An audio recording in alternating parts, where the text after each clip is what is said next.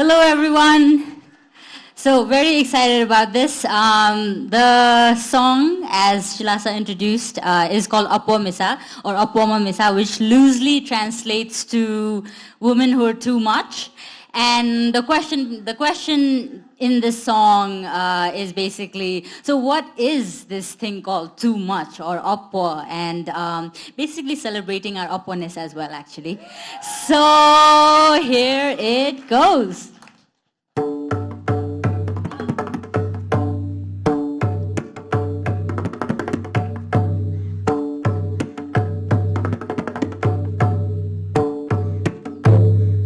Misa mo juya athe vava jiula apo jipi misa pindo chuji siula we dayu esa chako dhaya biula oko dha dhuna thopale thuiula kanya thoyu chang li dwawang ki thokha apo jipi misa pinsa deki thonya sponiula misa juya juchira dhai dha satho samaja apo jiye malni misa thochu khodaya kyanta Vava Jusa, Altarana Jui, Sapti Sasa, Jui Kavi, Sama Sevi, Pradhan Mantri, Entrepreneur, Jala Gulli Gulli, Chaya, Mafuthayu Thana Chuye Maru, Santa Mafuthai Pinsa Santa Maye, Mashu, Yedi Mafuthaya, Santa Thana Uli Quete, Tantwe, Jage Sosa Santa Apo, Jai Thasa, Apo Modulala So, Nyable Que Lana Tuni Jula. Now, first of all, I think about to Apo Dhaichu. So Apo Ka Maku Changu Nine Episu. Jivan Chagu, Changu, Mepinu Nyenu, Kitayu, Nyenu Ye Khasa, Thonya, Sapte Vachan Thoka Kanya, Kaimana, Li, Dwawang Ki Thoka, Apo Jipi, Misa Pinsa Deki, Thonya Swanula, Misa Juya Sunka Chuan. Dhaitha satho samaja appo jiye malni misa thoi ba kha thoi kanta to japuni ba kha dhai ka thokha dungu phashu esa guna balaka ale sutha khala mafuli gama thai hepi out the thoi newa pensana ototi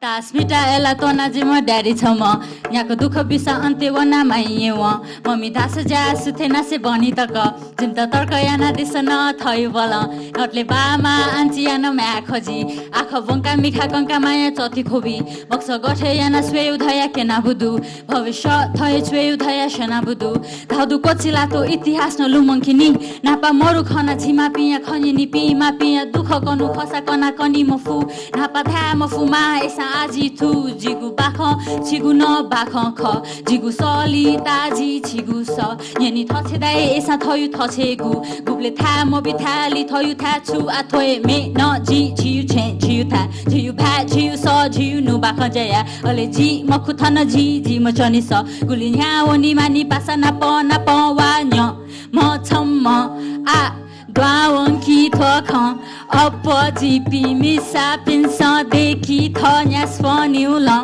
misa juya cheye chuan dhai dha satho samaja appo jiye malni misa thoyu che thoye tanta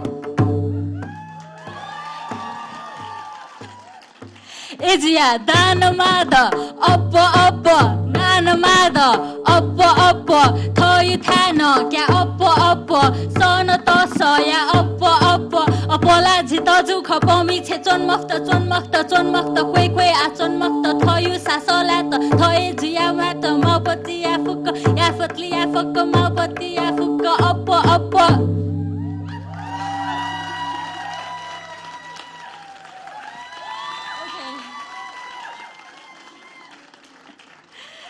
So, म चाहिँ अब यहाँ बसेर अलिकति कुरा गर्छु है त यसको बारेमा सो सारदा जी यहाँ हुनुहुन्छ सो हामीले चाहिँ यो कति प्र्याक्टिस गर्न थालेको अनि सारदा जीको भर्खरको कति 4 वर्षको बिनिसा चाहिँ वरिपरि हुन्थ्यो हामी चाहिँ प्र्याक्टिस गर्दै बस्थ्यौँ हैन सो अनि यो स्क्रिनमा पनि मेरो लाइफको अरु अपमिसाहरू छन् of course there is a lot of अपमिसाज in my life who have contributed to me being here And so why I wrote this song, I want to talk a little bit about this because I think as Kathmandu Triennale is trying to do, we're trying to bring diverse voices, diverse communities, expressions of diverse communities.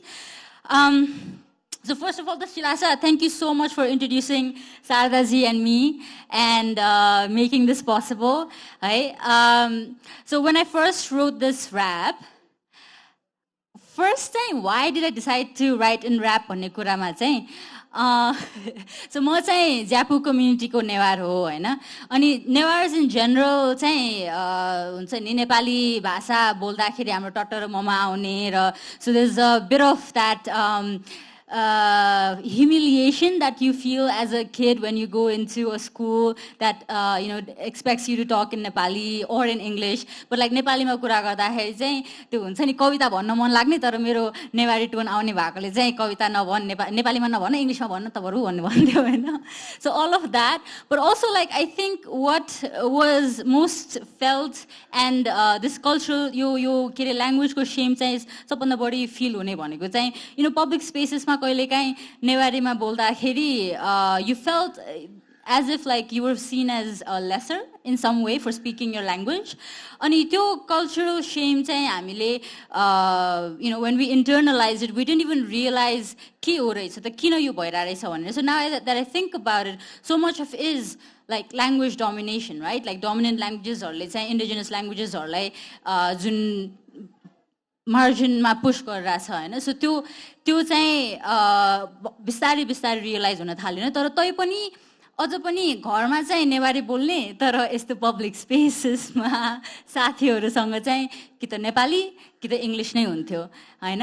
अनि म जब फिलाडेल्फियामा मेरो masters गरिरहेको थिएँ त्यति बेला चाहिँ I had this chance to go teach at an after school program in West Philadelphia where my students were predominantly black and they give me like a intimate introduction to rap because that is when like पहिला सुन्थ्यो तर धेरै सुन्दैनथ्यो अनि उनीहरूले चाहिँ like यो सुन्नु भनेर introduce गरेपछि I started listening to it and I also like then realized the the social political impact this powerful art form has had and can have. Ani so another thing that they also did is of course they rapped in their vernacular language, which is in academic and literary circles deemed incorrect or improper, right?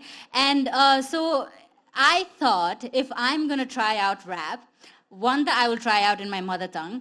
And years that I've been writing poetry or writing other things, I've never dared to write in my own mother tongue. I've written about it, but never in my mother tongue. So this was like, okay, I'm going to do rap. I'm going to do it in Nepali Bhasa, Nepal Bhasa, and in the way I know it, because again, Japu community, Nepal community bhitra pani, the caste hierarchies exist, and then the Japu way of speaking is different, and especially like, if you come from a family like mine where त्यो Newari text लेख्ने पढ्ने बानी थिएन भने जे सुनिन्छ त्यही भरले हामीले यो भाषा सिक्ने हो नि त. सो त्यो भएकोले चाहिँ हामीले यो ज्यापु भाषा नेपाल भाषामा जसरी सक्छ म यसरी नै गर्छु भनेर यो गरेँ हैन. And then about okay rap गर्छु नेपाल भाषामा गर्छु के को बारेमा गर्छु भने पनि I knew it because like Newari भाषा नेपाल भाषा मेरो हजुरआमाले बुझ्ने कुरा गर्ने यही मात्र भाषा थियो हैन. Ani she has all the wisdom in the universe, of the universe, and having lived for so many years and having loved for so many years, all that wisdom. Tara, like a lot of people just saw her as an illiterate woman, and she had so many stories. And as women growing up in a patriarchal society, you've seen how their voices are dismissed, their stories are dismissed, and as if like they don't matter or their lives don't matter. So it was very clear to me that I wanted to write this song. And Vatsa Belama, my first recollection of coming into terms with like what is this thing like हुन्छ नि यो gender भन्ने कुरामा चाहिँ Vatsa Belama म दौडिराख्दाखेरि चाहिँ there was this woman in our neighborhood. She'd be like मिसा म चाहिँ ज्याठी बाबा जिउला हुन्छ नि 5 वर्षको बच्चालाई लाइक केटी मान्छे भएर यसरी दौड्ने हो भन्ने टाइपकोले हुन्छ नि. अनि then I wondered like अरे यार 5 वर्षको हो म त त्यति बेला केही थाहा थिएन त अहिले आएर थाहा भइरहेछ नि त यो अपोजिउला अनि यो अपोजिउलावाला कुरा त हरेकमा आउँछ कि जति जे अलिकति के गर्न खोज्यो भने कस्तो अप्पो टु मच भएको हैन so that is why I decided okay here's to all the Appo misas in my life and may we be Appo and may we be more and more Appo and Appo and yeah, let's destroy the Brahminical patriarchy. All right, again, thank you so much, Kathmandu Triennale, for having us. I am ready to get my mind blown with all the exhibitions that are lined up. Thank you.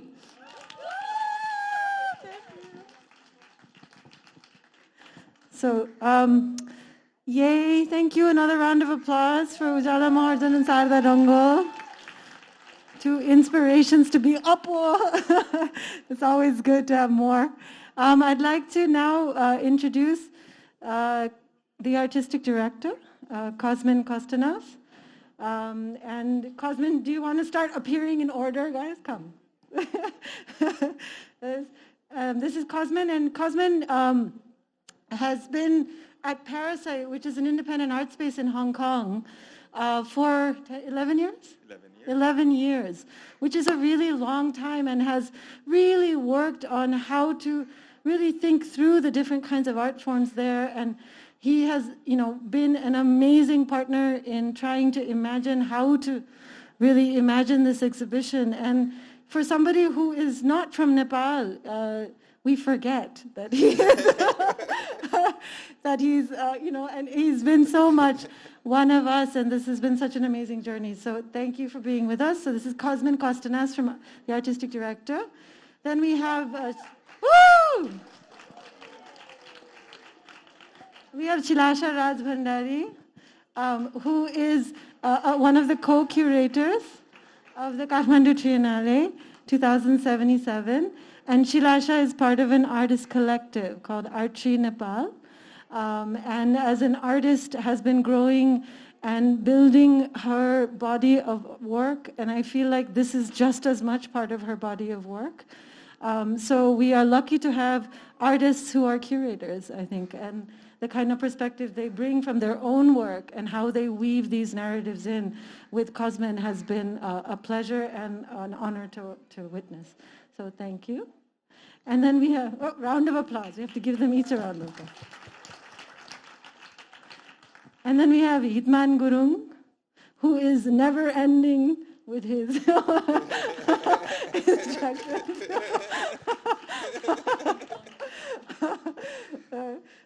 So Hitman Gurung is also part of the artist collective, Archi Nepal. And both of them have been having their own independent practice, but also as a collective.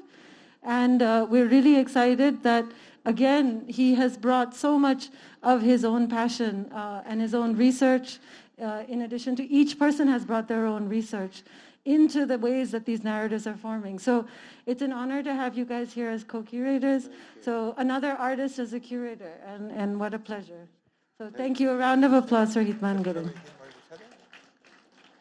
Abba, I'm going to hand over the mic because they are going to do a little bit of sharing about the curatorial concept.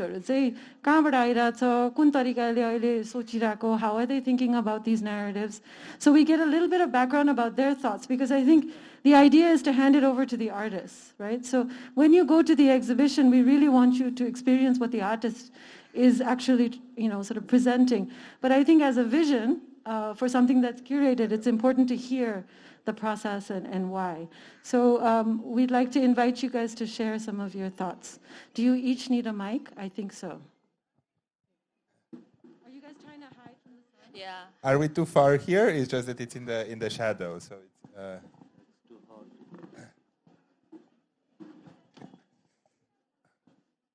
Well, thank you so much, Sharaji, for the introduction. And I would like to start with thank yous. Shouldn't be so separate.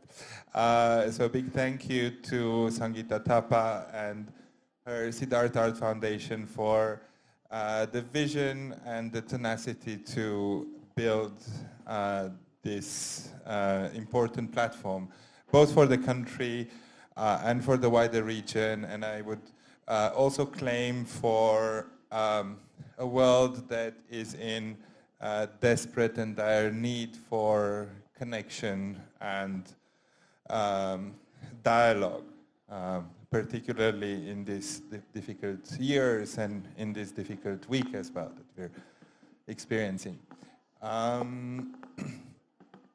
Then a big thank you to Sarada, who has spearheaded this adventure and endeavor over the past 3 years, 2 years and a half. It has been an utmost pleasure to work together, to have a sense of shared investment and solidarity in bringing all the different communities and people together to bring this incredible event to life. A big thank you to my sisters and brothers and comrades from the curatorial team. I wouldn't have done this without you, I mean at all, and we would have certainly not been able to do it in the outstanding, I think, a way in which the project came to life. So I'm deeply honored. I've learned so much from you, you know, about artists, about stories, about context, but also about ways of working. So a big thank you to you. And also like a huge thank you to the team who has really worked incredibly hard, but also incredibly precise and at the most incredible standards. And I think this will be obvious for all of you when you actually visit the exhibition, that is impeccably produced and realized, and I think all the processes behind, even the ones that are not visible, have been carried out in ways that are appropriate and ethical towards the artists, and that's something that I'm very proud of and very grateful to the team. So a big thank you to them as well. So yes, a round of applause.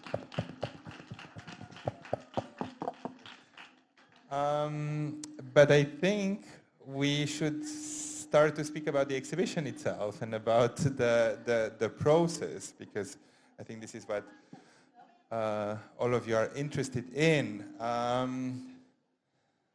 It's quite difficult to try to summarize 3 years of quests and debates and a lot of effort, but also a lot of uncertainty and a lot of disappointments along the way that came with the overall circumstances that made us postpone the event several times.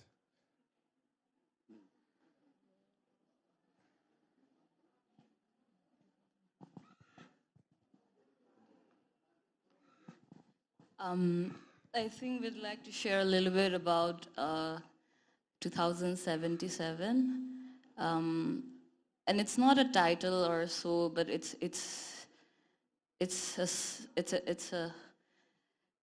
a number which summarizes or expands at the same time so many things. It was a conscious decision to shift to Bikram Sambat from the Gregorian calendar, while also acknowledging the multiple time counting system within Nepal. It was also an effort to move away from a Latin, I have to say in Nepali, 2020 number at that time. But also an interesting sort of idea of time while we were, the Bikram Sambat was in 2077.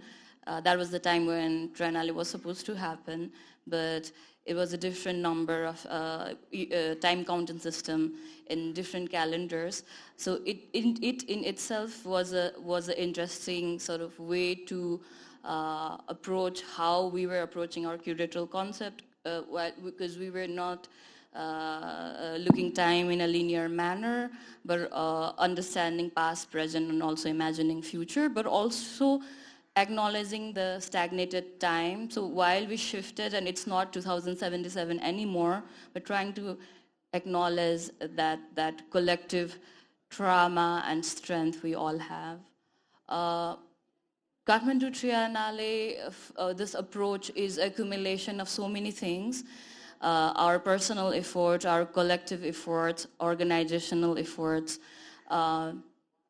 But in this edition, we really wanted to push forward the narration from the margins, the communities, individuals, and collectives who have been marginalized by the Eurocentric canons, by colonial and neo-colonial powers, by the patriarchy, and the patriarchal institutions, which includes institutional religions as well. And maybe what you can find in the exhibition, which spans across 5 different venues, maybe it might not be comfortable also, but it's something which is here. It's a narrative, a diverse narrative from more than 100 artists from 40 different countries and multiple communities from within Nepal. A narrative which was marginalized despite the fact and not given the respect they deserve because of the heteronormative, dominative mainstream narrative, let's say. And if you want to add. Hello. It's working? त्यही मेरो साथी शिलासा र कस्मिनले भनेको जस्तै त्यसमा म अलिकति थप्न मात्रै चाहन्छु। जस्तै अहिले चाहिँ हाम्रो यो 3वटा क्लस्टरमा 5वटा भेन्यूहरू रहेका छन्। एउटा चाहिँ पाटन दरबार स्क्वायर भयो, यो पाटन म्युजियम, अनि सँगैको बहादुर शाह प्यालेस छ।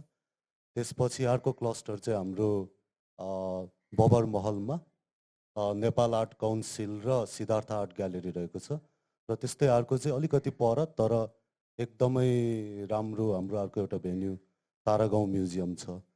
अनि यसमा यो प्रत्येक भेन्यूहरू एकदम स्ट्राटेजिक तरिकाले नै हामीले छानेका थियौँ एउटा क्युरेटल उसको लागि। जस्तै 14औं शताब्दीदेखि अब 18औं शताब्दीसम्मको ऐतिहासिक महत्त्व बोकेको पाटन म्युजियम, यसले विभिन्न कालखण्डमा धेरै कुराहरू भोग्दै आयो हैन। त्यस्तै हेर्ने भने हाम्रो एउटा भेन्यू चाहिँ 2046 सालसम्म कार्यगारको रूपमा पनि प्रयोग भएको थियो।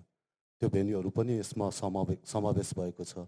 त्यसरी हामीले बहादुर शाहको बारे कुरा गर्नु पर्दाखेरि चाहिँ बहादुर शाह पृथ्वीनारायण शाहको छोरा बहादुर शाहले स्थापना गरेको एउटा भवन हो। त्यसलाई विभिन्न प्रयोगको लागि चाहिँ प्रयोग गरेको थियो। जस्तै त्यो शास्त्रागार पनि थियो जुन अहिले स्कुल छ, र सँगसँगै त्यो जुन बिल्डिङमा अहिले हामीले प्रदर्शनी गर्दैछौँ त्यसमा चाहिँ पृथ्वीनारायण शाहको नै यो एक्सपेन्सनको प्रोजेक्टलाई चाहिँ निरन्तर दिनको लागि त्यहाँ चाहिँ स्ट्राटेजिकली अफिसियल कामहरू हुन्थ्यो हैन। त्यसैले गर्दाखेरि त्यो भेन्यूमा हामीले नक्सा बनाउने विधिहरू, विभिन्न आदिवासी विधिहरू, नक्सालाई हेर्ने दृष्टिकोणहरू त्योसँग सम्बन्धित रहेर, जस्तै केन्द्र र पेरिफेरी भनेको के हो त्यस्तो सम्बन्धी चाहिँ हाम्रो कामहरू, हाम्रा कलाकार भन्नाले फेरि हामीले के पनि प्रश्न पार्नुपर्छ होला यहाँ भने यो पालिको एडिसनमा कलाकार भन्नाले ललित कलाबाट आएका मात्रै कलाकारहरू होइनन् हैन। कलाका विभिन्न माध्यमहरू या भिजुअल भोकाबुलरिजहरू युज गरेर आफ्नो अभ्यास गरिरहेका विभिन्न रिसर्चर्सहरू एक्टिभिस्टहरू विभिन्न ट्रेडिसनबाट आएका कलाकारहरू समावेश छन्। त्यसरी हाम्रो नेपाल आर्ट काउन्सिल चाहिँ हाम्रो एक अग्रणी आधुनिक कलाकार लैनसिंह बाङदेलको पहलमा स्थापना भएको एउटा नेपालको महत्त्वपूर्ण संस्था हो, कलाको संस्था हो। र अहिले आएर अहिलेको समयमा त्यो स्थान त्यो एरिया एक किसिमले राजनीतिक सामाजिक गतिविधिहरूको लागि एकदम हैन, हामी सबैलाई थाहा छ नेपालभरिबाट कुनै पनि राजनीतिक मुद्दाहरू सम्बन्धी विरोध या आफ्नो आवाज सुन्नुहोस् भन्नको लागि मान्छेहरू त्यहाँ आएर गर्छन्। त्यसैले त्यो भेन्यूमा हामीले त्यस्तै तरिकाले क्युरेटरले हैन समावेश गरेका छौँ। त्यति नै गर्नु पर्ला हैन, तारा गाउँको नि अलि भन्नुपर्छ। Maybe Cosminji, you can talk more about Taragaon and. Yeah, well, I think from the beginning of our conversations, we were interested in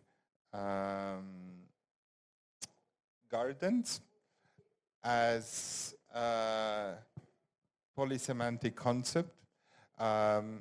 We were interested in gardens as a cultural object and how,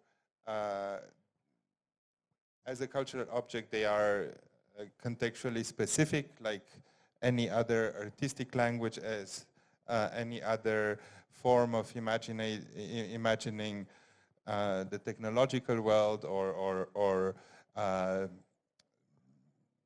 understanding medicine, as you can see at the top floor of Sundari Chowk. So for us, gardens are also like very much culturally specific, and this is manifested, or this has like a sum of implications in relation to ecology, in relation to agriculture, in relation to the way in which we see our position in landscape and in the wider world that we inhabit. So this is something that is, I think, on view at Tarragon. We try to have this conversation with together with the artists who were invited there. We also invited artists to cultivate and to intervene in the landscape surrounding the Tarragon Museum with its quite outstanding and spectacular architecture. And I think the artists have all managed to expand the space of the exhibition in the very soil and through the very language of creating and manipulating landscape that we were talking about in the exhibition itself. At Tarragon, like in all the other venues, we also try to create a polyphonic conversation with artists from indeed different backgrounds, from different personal lived experiences, from working in different artistic languages as well as in different artistic economies. And to try to negotiate as curators the appropriate platform for bringing these different, not just viewpoints, but and perspectives, but also the complex sort of like institutional structure behind ways of working as for artists who are Mitila painters or artists from Kathmandu who work with commercial galleries, or artists from any other context. It was also important for us to never work with binaries from any point of view, and it was never about Nepali artists or versus international artists. It was crucial to understand all the different nuances and perspectives that artists in our world work today, and the different layers of power and of privilege that artists have to encounter and have to deconstruct in their practice, irrespective of the context in which they primarily operate. And I think this extends beyond Tarragon, of course.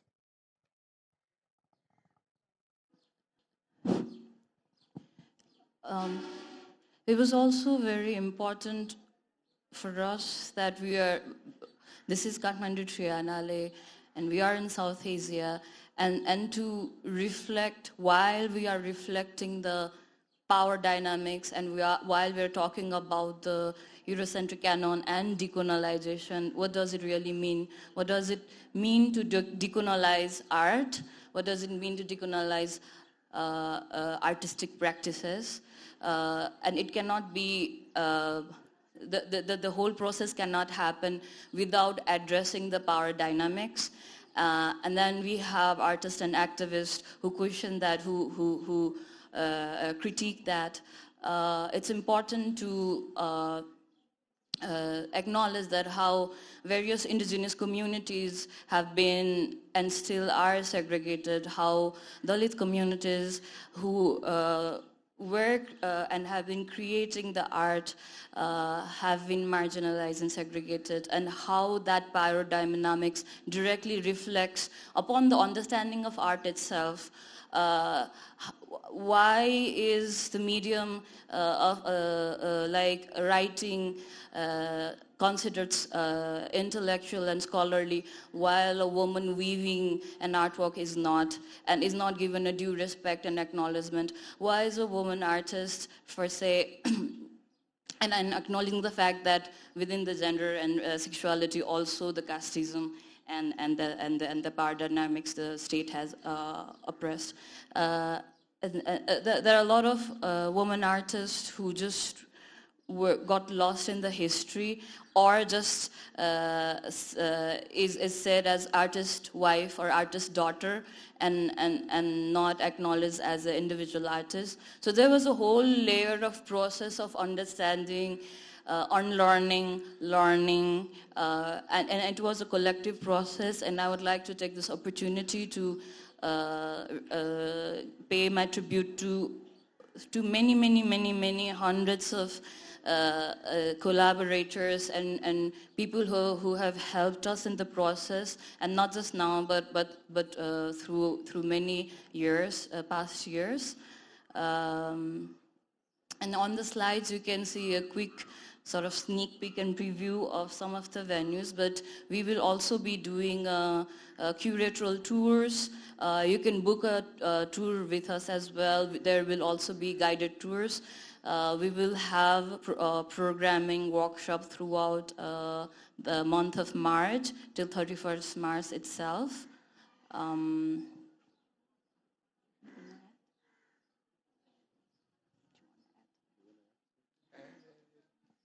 There would be so. Hello. Yeah, there would be so many things to add. It's. I think. Well, I think ultimately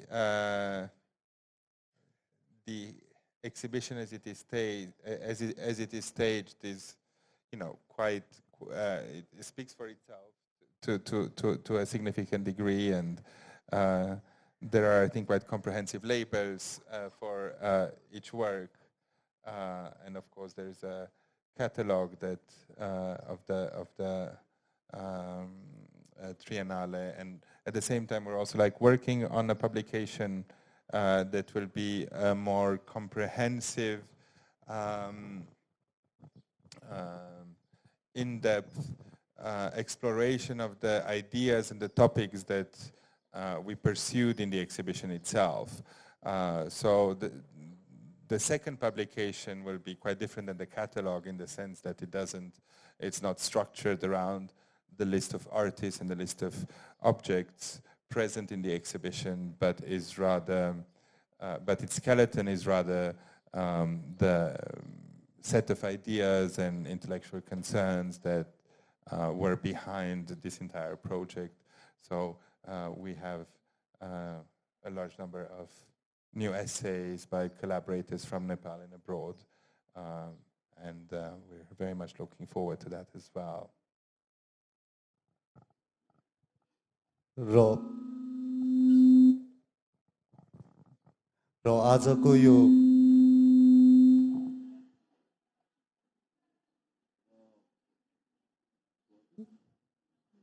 र आजको यो formal opening चाहिँ विशेष गरी यो हाम्रो पाटनकै भेन्युजहरूसँग सम्बन्धित भएर छ।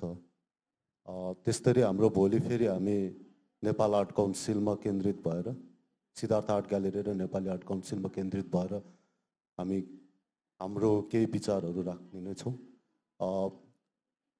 यो पाटनको दुईटा विङ्सहरूमा एउटामा चाहिँ अघि कस्मिनजीले र शिलासाजीले भनेको जस्तै ती मुद्दाहरू ती विषयवस्तुहरूसँग सम्बन्धित छ भने अर्को एउटामा चाहिँ तपाईँको संसारभरिका विभिन्न समुदायहरूले आर्टिस्टहरूले कसरी कला र मेडिसिन या हिलिङसँग सम्बन्धित भएर कामहरू गरिरहेको छ। त्यो अहिले मात्र होइन कि सयौँ वर्षदेखि त्यो प्रयास अभ्यासहरू हाम्रो समाजमा अझै पनि जीवित छ हैन। त्यस्ता कामहरू पनि तपाईहरुले एक्सप्लोर गर्न सक्नुहुन्छ। त्यही भन्दै आज अब के गर्नु पर्ला हैन। I mean, in general, say it's really time that हामीले यो चाहिँ अहिले मैले ठ्याक्कै नेपालमै हाम्रो जुन एउटा कमन अन्डरस्ट्यान्डिङ छ त्यो हिसाबले नै भनेको जुन हाम्रो एउटा एकदम इलिटिस्ट अन्डरस्ट्यान्डिङ अफ आर्ट छ नि त्यसलाई चाहिँ कसरी हामीले ब्रोड गर्न सक्छौँ त्यो डेफिनेसन नै वाइड गर्न कसरी गर्न सक्छौँ र हामीले चलनचल्ती हाम्रो प्र्याक्टिसमै भएको हाम्रो सयौँ हजारौँ वर्षदेखि नै कन्टिन्यू भइरहेको कुरा त्यसलाई चाहिँ हामीले किन एक्नोलेज गर्न सकेन होला र त्यो चाहिँ हामीले कसरी त्यो डिस्कसन नै कसरी गर्न सक्छौँ र हामी चाहिँ नेपाल एउटा आइसोलेटेड एउटा हिमालयन एउटा युटोपियन किङडम भन्ने खालि जुन एउटा प्रोजेक्सन छ नि त्यो त एकदमै कोलोनियल प्रोजेक्सन नै हो नि जुन त हाम्रो गभर्मेन्टले पनि त एडप्ट गरेको छ नि त त्यो कुरालाई because they benefit from it and while they are using our art our sacredness to benefit from it अनि त्यो त अब त्यो उनीहरू पनि त जिम्मेवार छ नि त होइन सो त्यो कुरालाई नै अलिक क्रिटिकली वाइडन तरिकाले कसरी हेर्ने but also understanding and giving space because it takes time to unlearn unfold अब मेरो जेनेरेसनको कुरा गर्ने हो भने हाम्रो अन्डरस्ट्यान्डिङ अफ पाउ आर्ट थाङका आर्ट नै थमेलको पसलबाट भयो होइन what does it mean why is it happening And it takes time, of course, but let's start a wave, let's start a discussion. भन्ने हो र यसमा चाहिँ हामी एक्लै छैनौँ संसारभरिको विभिन्न कम्युनिटीहरू यही एउटा मुभमेन्टमा लागिरहेछ अनि त्यसमा हाम्रो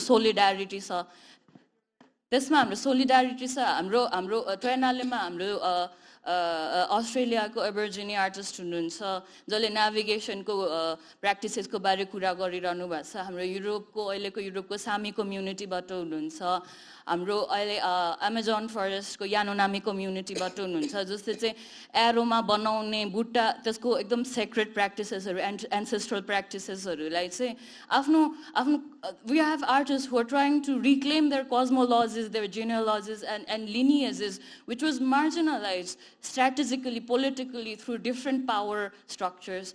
And it's really time that we sort of open up. Thank you.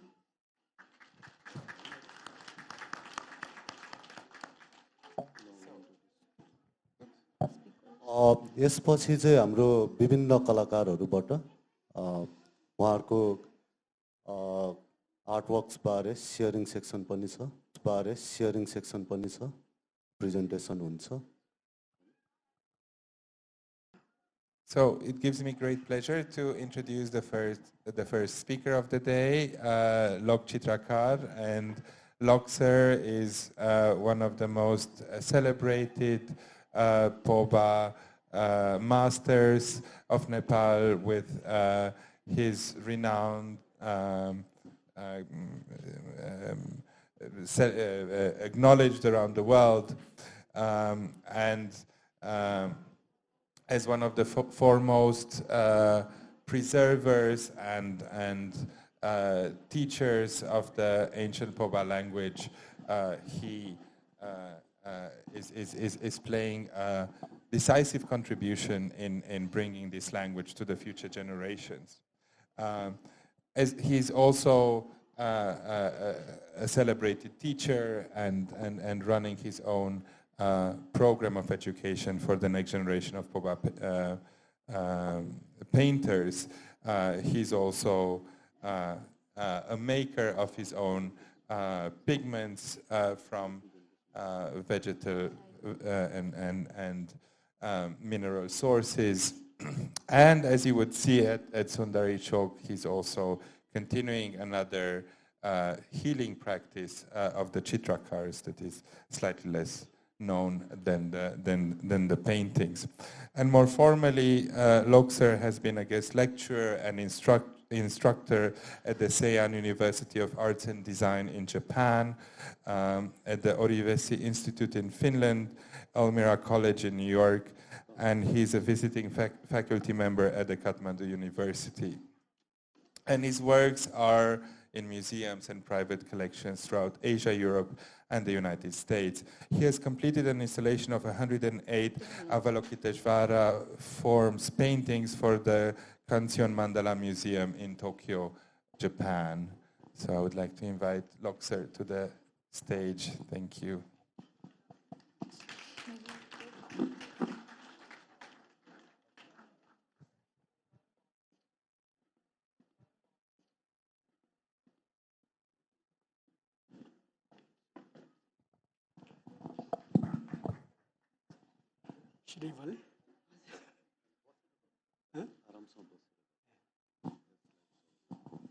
नमस्ते धन्यवाद यो मौकाको लागि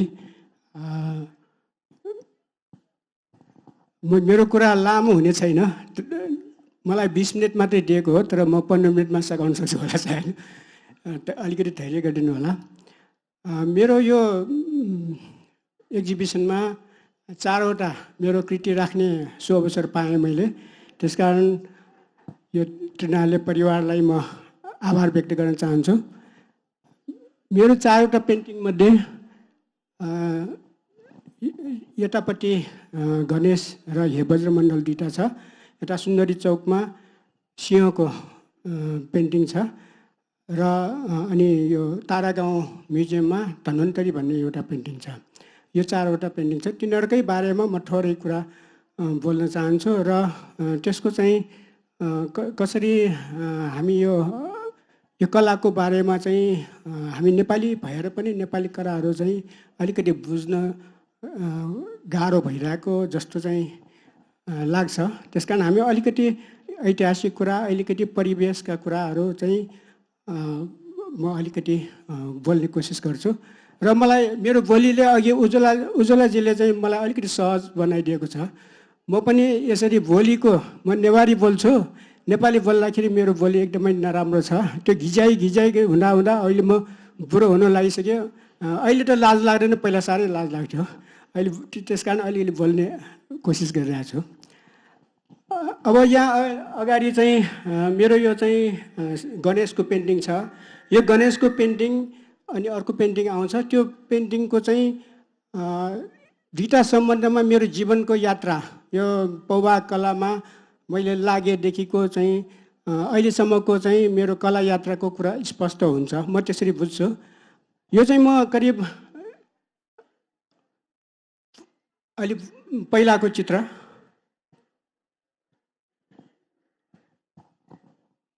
यो चाहिँ करिब म 11-12 वर्षतिरको चाहिँ बेलाको चित्र हो यो बेला मैले चाहिँ आफ्नो प्रोफेसन सुरु गरिसकेका थिएँ र त्यो बेलाको अरू पेन्टिङहरू मसँग थिएन मैले सबै बेचेर जीविका चलाएको थिएँ यो एउटा चाहिँ मेरो दिदी कहाँ भएको पूजा गरिरहेको ल यो तिमीलाई हुन्छ भनेर मलाई फर्काउनु भयो त्यसरी चाहिँ त्यसकारण यो पेन्टिङ मसँग भएको यहाँ स्लाइडमा चाहिँ यो त्यति देखिँदैन होला त्यसकारण चाहिँ मैले तपाईँहरूसँग सेयर गर्नलाई यो हनुमानले भारी बोकेर आए जस्तै मैले पनि यो पेन्टिङ यहाँ बोकेर आएको छु तपाईँहरूलाई कसैलाई इन्ट्रेस्ट छ भने यता आएर पछि हेर्नु भए पनि हुन्छ है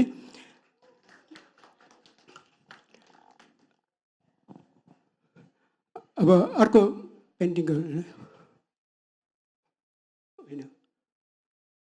गणेशको रातो गणेशको हजुर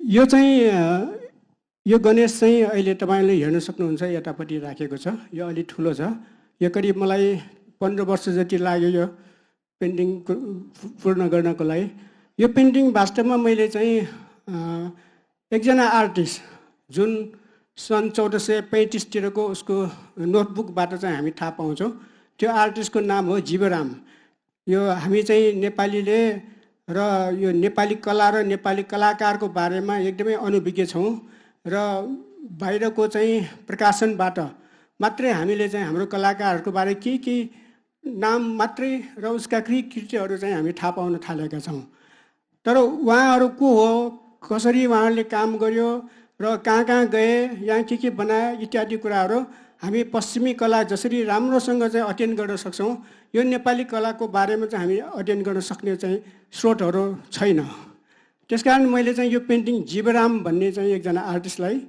उहाँको चाहिँ पेन्टिङ एउटा सानो छ त्यो पनि तपाईँले हेर्न सक्नुहुन्छ माथि गएर सानो पेन्टिङ छ त्यो पेन्टिङको इन्सपिरेसनबाट चाहिँ मैले आफ्नो किसिमले चाहिँ लेखेको हो अनि जीवराम भन्ने व्यक्ति चाहिँ सन् 1435 चाहिँ उसको नोटबुक छ उसले चाहिँ तिब्बतमा गएर पेन्टिङ गरेको तिब्बतमा गएर धेरै कुराहरू अध्ययन गर्न बाँकी छ के गरे भन्ने कुरा चाहिँ उहाँको बारे अरू धेरै थाहा छैन अनि त्यो जीवराम भन्ने उहाँले चाहिँ नोटबुक उहाँको नोटबुकबाट चाहिँ हामीले उहाँलाई थाहा पाएको अनि त्यो एउटा पेन्टिङ चाहिँ उहाँको चाहिँ जुन सिग्नेचर छैन पहिला पेन्टिङहरूमा तर चाहिँ उहाँको जुन काम गर्ने स्ट्रोक छ त्यसबाट मात्रै उहाँको पेन्टिङ भनेर चाहिँ मान्यता अनि उहाँ चाहिँ यो नोटबुकमा चाहिँ लेखेका अक्षरहरूको चाहिँ स्टाइल र त्यो पेन्टिङमा पछाडि चाहिँ लेखेका भुजिमोल भन्ने लिपिबाट लेखेको त्यो लेखेको आधारमा चाहिँ यो उहाँको पेन्टिङ भनेर चाहिँ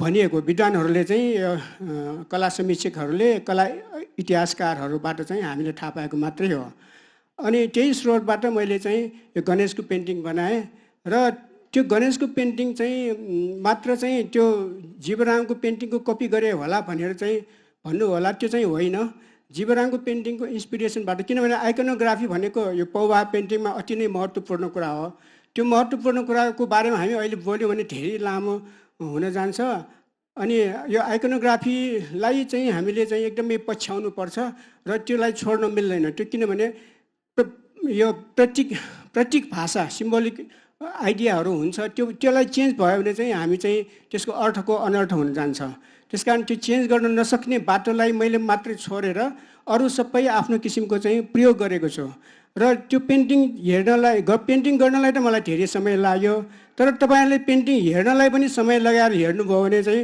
म आभारी हुनेछु किनभने त्यसमा सूक्ष्म कुराहरू धेरै छन् धेरै कुराहरू चाहिँ तपाईँहरू जीवनसँग सम्बन्धित छ तपाईँको ग्रह दशासँग सम्बन्धित छ इत्यादि कुराहरू त्यहाँ चाहिँ प्रतीकात्मक रूपमा चाहिँ मैले प्रस्तुत गरेको छु यो चाहिँ पनि माथि राखेको छ यो अधुरो पेन्टिङ छ झन्डै 25 वर्षभन्दा अगाडि सुरु गरेको तर चाहिँ यो मैले चाहिँ पुरा गर्न सकेको छैन कुनै बेला पुरा गर्छु होला अनि यो हेबज र तन्त्र भन्ने एउटा तन्त्र प्र्याक्टिस छ नेपालमा तिब्बतमा र त्यो गुह्य प्र्याक्टिस बौद्ध धर्मको एकदम गुह्य प्र्याक्टिसको चाहिँ लागि चाहिँ यो अभिषेक दिँदाखेरि प्रयोग हुने त्यसको अभिषेक दिँदाखेरिको अभिलेख राख्ने चाहिँ हुनाले यो पेन्टिङ चाहिँ धेरै गुह्य छ सामान्यतया बौद्ध दर्शनमा चाहिँ यो पेन्टिङहरू चाहिँ जेनरली देखाउनु हुँदैन भन्ने कुराहरू चाहिँ छ किन देखाउनु हुँदैन भन्दाखेरि जुन यसभित्र यो बुझ्ने एउटा चाहिँ फाउन्डेसन बनाउनु पर्ने हो त्यो लेम्यानले त्यो फाउन्डेसन बनाइ नसकेको हुनाले लेम्यानलाई नदेखाउने अनि त्यो प्र्याक्टिसलाई मात्र देखाउने भन्ने चाहिँ पहिला चाहिँ चलन थियो अब अहिले त्यो चलनलाई चाहिँ हामीले फलो गरे अलिकति झन् गुह्य मात्रै हुने जाने भएर झन् लोप हुने अवस्था हुनाले अहिले हामी चाहिँ अङ्ग्रेजीमा त धेरै किताबहरू पाउँछौँ तिब्बतमा धेरै किताबहरू पाउँछौँ त्यो सबैले पढ्न सक्ने हामीले पेन्टिङ मात्रै लुकाउन थाल्यौँ भनेदेखि चाहिँ त्यो चाहिँ अलि चाहिँ नहोला हामी झन् गुह्य मात्रै भनेर चाहिँ लुकाउन हराउँदै जान्छ हाम्रा कतिपय कुराहरू त्यसरी हराएका पनि छन् है अनि यो धन्वन्तरीको चाहिँ यो मेरो टेक्निकल कमजोरीले गर्दाखेरि धन्वन्तरीको पिक्चर मैले यहाँ देखाउन सकेन अनि यो गणेशको कुरा र यो धन्वन्तरीको कुराहरू चाहिँ सबै चाहिँ मेरो व्यक्तिगत जीवनसँग पनि आबद्ध छ। अब गणेशको चाहिँ गणेश नै मैले किन गरेँ भन्ने कुरा चाहिँ प्रश्नको जवाब त मसँग छैन। तर चाहिँ म होस् अलिकति थाहा पाएदेखि नै मेरो ठुलो बुवाले चाहिँ काखमा राखेर स्लेटमा चकले गणेश लेखाउन सिकाएको थियो। अनि सानो बेलामा मेरो बुवा चाहिँ यो व्हाइट वास गर्थ्यो। त्यो व्हाइट वास गर्ने काम पनि चित्रकारहरूको थियो जमानामा। अनि व्हाइट वास गर्न जाँदाखेरि एउटा सानो पेपर ल्याइदिएको थियो, त्यसमा सर्कल सर्कल हुन्थ्यो। त्यो सर्कलमा एउटा गणेश लेखेर आफ्नो घरमा को आयो सबैलाई दिन्थेँ मैले। अनि त्यो दिँदाखेरि उनीहरूले तारिफ गर्ने, सायद त्यो तारिफको उपचार अहिलेसम्म पनि पाएको भएर चाहिँ मैले यो कन्टिन्यू गरिरह होला है। तारिफको धोको हुन्छ नि कलाकारहरू है। अनि यसमा चाहिँ यो गणेश चाहिँ काम गर्दै जाँदाखेरि धेरै गणेशहरू बनाए। अनि गणेश एउटा रमाइलो पक्ष पनि छ, उनको रूप, उनको आकार र उनका धर्मका कुरा, मिठका कुराहरू यो सबै हामीले चाहिँ अध्ययन गर्दाखेरि एउटा रमाइलो छ र यो पेन्टिङ गर्दाखेरि पनि। अनि यो हरेक बिचबिचमा मैले गणेशको चाहिँ विभिन्न फर्महरू चाहिँ काम गर्दै आएँ। अनि यो धन्वन्तरी यहाँ मैले चाहिँ चित्र त देखाउन सकेन, तर त्यो धन्वन्तरीमा हामी चाहिँ एकदम गरिब परिवारको मान्छे, अनि हामीले चाहिँ एलोपेथीको औषधि पनि किन्न नसक्ने। अनि मेरो घरमा चाहिँ मेरो बुवाले चाहिँ त्यो आयुर्वेदिक औषधिहरू चाहिँ खुवाउँथे हामी बिरामी हुँदाखेरि। त्यो खुवाउँदाखेरि चाहिँ त्यो चाहिँ एउटा श्लोक पढ्थ्यो। त्यो श्लोक शुद्ध छ कि छैन मलाई थाहा छैन। त्यो बच्चा बेलामा त्यो श्लोक पढेर हामीलाई खुवाउँदाखेरि त्यो श्लोक अहिलेसम्म पनि मलाई सम्झना छ। त्यो औषधि खुवाउँदाखेरि पढेर श्लोक पढेर खुवाउँथ्यो। अच्युतानन्द केशव नाम चाद भेष जाते सत्यम सत्यम सकलारोग नसेन्ती बदामे भनेर त्यो श्लोक चाहिँ मलाई त्यो सुनिरहेको भएर कण्ठ आइरहेको, तर शुद्ध अशुद्ध चाहिँ मलाई थाहा छैन। त्यही श्लोक मैले धन्वन्तरीको चाहिँ म्यानुस्क्रिप्टमा चाहिँ त्यो श्लोक लेखेको छु। अनि धन्वन्तरी भनेको अर्को चाहिँ मेरो बाल्यकाल नरदेवीको चाहिँ अस्पतालको प्राङ्गणमा खेलेर हुर्किएको।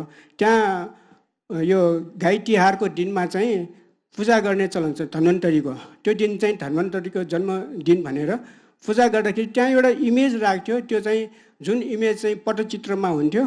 अनि त्यो धन्वन्तरीको मलाई एकदमै सम्झना छ। अनि त्यो पछि मिटहरू मैले आयुर्वेदका कुराहरू चाहिँ पढेर हेर्दाखेरि त्यो एकदम मिल्ने रहेछ। अनि त्यसैको इन्सपायरबाट मैले यो धन्वन्तरी भन्ने चित्र बनाएको। अनि त्यो चित्रमा मैले चाहिँ आफूले थाहा पाएको औषधि प्रपर्टी भएका त्यो जुन प्लान्टहरू चाहिँ मैले प्रयोग गरेको छु। अनि मलाई मेरो चाहिँ आशिका के भनेदेखि त्यो धन्वन्तरी चित्र जसले हेऱ्यो उसको चाहिँ सम्पूर्ण आफ्नो रोगहरू चाहिँ निको होस् भन्ने चाहिँ मेरो चाहना हो। त्यसरी अब तारागाउँ म्युजियममा चाहिँ छ, त्यो अवश्य चाहिँ हेरिदिनु होला। अनि यो चाहिँ हामी चाहिँ कतिपय कुराहरू चाहिँ हामीले गुमाइसक्यौँ।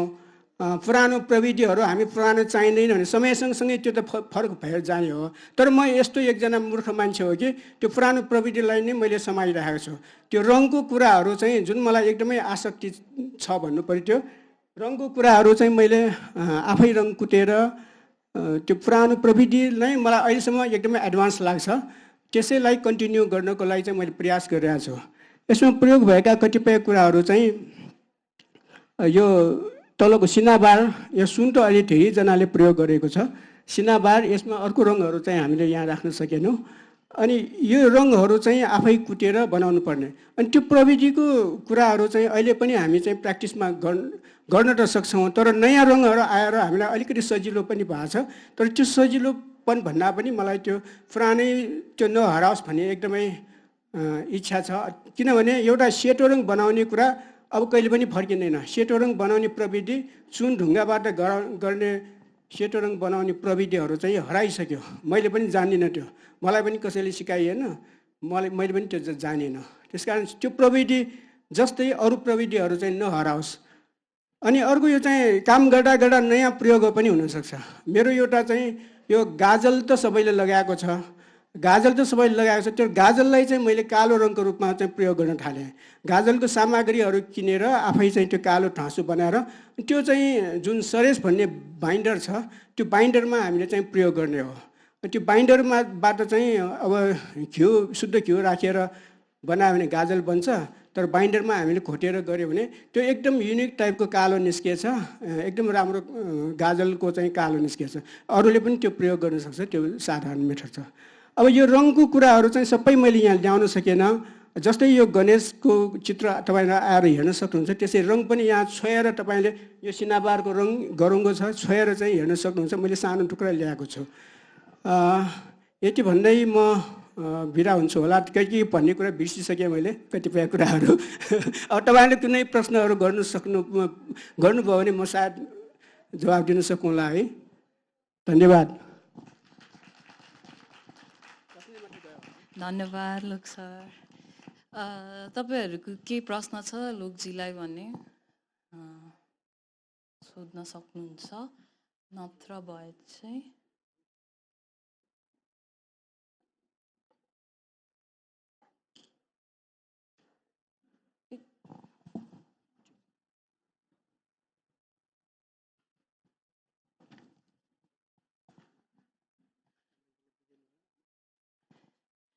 हुन्छ।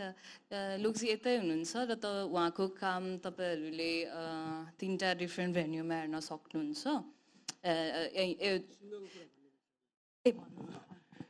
अनि यता यो मैले पनि हेरेको छैन, त्यो बिर्सेछु। सिंह चाहिँ धेरैजनालाई थाहा छ, हाम्रो चाहिँ जनाई खटिरा आउँदाखेरि सिंह लेख्ने कुरा। अनि हाम्रो सिंह भनेको एउटा मिथिक एनिमल पनि भयो हाम्रो है। हाम्रो समाजमा बौद्ध वा हिन्दू धर्महरूमा सबैमा चाहिँ सिंहलाई चाहिँ एकदम सत्य बानीको प्रतीकको रूपमा लिन्छ। अनि त्यही भएर हाम्रो चाहिँ मन्दिरको अगाडि सिंह 2टा पाषाण मूर्तिहरू राख्ने चलन पनि छ। अनि जनै खटिरा भन्ने कसैलाई आएको पनि हुनसक्छ यहाँमध्ये। त्यो जनै खटिरा आउँदाखेरि एकदम पोल्छ। अनि एउटा के विश्वास गरिन्छ भने जनै खटिरालाई चाहिँ बिचमा पारेर 2टा सिंह लेख्यो भनेदेखि त्यो जनै खटिरा निको हुन्छ भन्ने चाहिँ विश्वास छ। अनि मैले पनि बच्चैदेखि चाहिँ यो बाल्यकालदेखि नै एकदम यो जनै खटिरा आएको मान्छेलाई सिंह लेख्दै आएको छु। अहिलेसम्म पनि त्यो चाहिँ विश्वास कायमै छ, अहिलेसम्म पनि निको पनि भएको छ। तर त्यो के हो कसो हो, अब नयाँ रिसर्चले हर्पिक जोस्टर भन्छ त्यो जनै खटिरालाई, भाइरल इन्फेक्सन हो। त्यो औषधिले रङले निको बनाएको हो कि भावनाले निको बनाएको हो कि विश्वासले निको बनाएको, त्यो रिसर्चको विषय होला। अनि मैले त्यो लेख्ने क्रममा चाहिँ मैले एकदम हाई प्रोफाइल मान्छेलाई पनि लेख्न पाएको छु। उहाँ हुनुहुन्छ अब स्वर्गीय कृष्णप्रसाद भट्टराई, हाम्रो पूर्व प्रधानमन्त्री है। कृष्णप्रसाद भट्टराईलाई, उहाँलाई चाहिँ मैले 2चोटि लेख्नु पर्यो, किनभने त्यो सिंह लेखेर फेरि उहाँले नुहाइदिनु भयो। अनि सिंह फेरि गएछ, फेरि अर्को पल्ट 4 दिनभित्रमा गएर 2चोटि चाहिँ लेख्नु पर्यो। अब अहिलेसम्म पनि मान्छेले चाहिँ विश्वास गरेर लेखिरहेको छ, त्यो पनि एउटा रमाइलो पक्ष हो। त्यस्तै यो चित्रकला चाहिँ हाम्रो चाहिँ मात्र कला होइन कि, हाम्रो जीवनमा एकदम समय दिएर आएको कुरा। अरू धेरै यस्तै चाहिँ कल्चरसँग जोडिएको, हाम्रो जीवनसँग जोडिएको कलाकृतिहरू छ। सबै कुरा चाहिँ हामीले चाहिँ एकैचोटि त नसकौँला। सिंहले पनि अहिलेको यो त्यो त्यसको यो एउटा प्रतीकको रूपमा चाहिँ प्रतिनिधित्व गरेको छ होला। धन्यवाद। धन्यवाद लोकजी, धन्यवाद। तपाईँले यत्रो यो हाम्रो इतिहासलाई जोगाइदिनु भएको छ, त्यसको लागि तपाईँलाई धन्यवाद। र यति मेटिकुलसली तपाईँले प्र्याक्टिस गर्नुहुन्छ। And also the research and effort you put behind it. अनि तपाईँले लोकजीले हाम्रोलाई एउटा एस्से पनि लेखिदिनु भएको छ हाम्रो छिपाकला बारे, ब्लक प्रिन्टिङ बारे। अनि त्यो चाहिँ हाम्रो वेबसाइटमा पब्लिक हुन्छ। अनि त्यसमा चाहिँ लोकजी आफै पनि अब चित्रकार र प्र्याक्टिसिङ फ्यामिलीबाट भएर कति धेरै डिटेलहरू चाहिँ पहिला कहिले नसुनेको डिटेलहरू पनि थाहा पाउनु पाएको थियो। अनि त्यो इफोर्टलाई पनि तपाईँलाई एकदमै धेरै धन्यवाद लोकजी। हस्, thank you.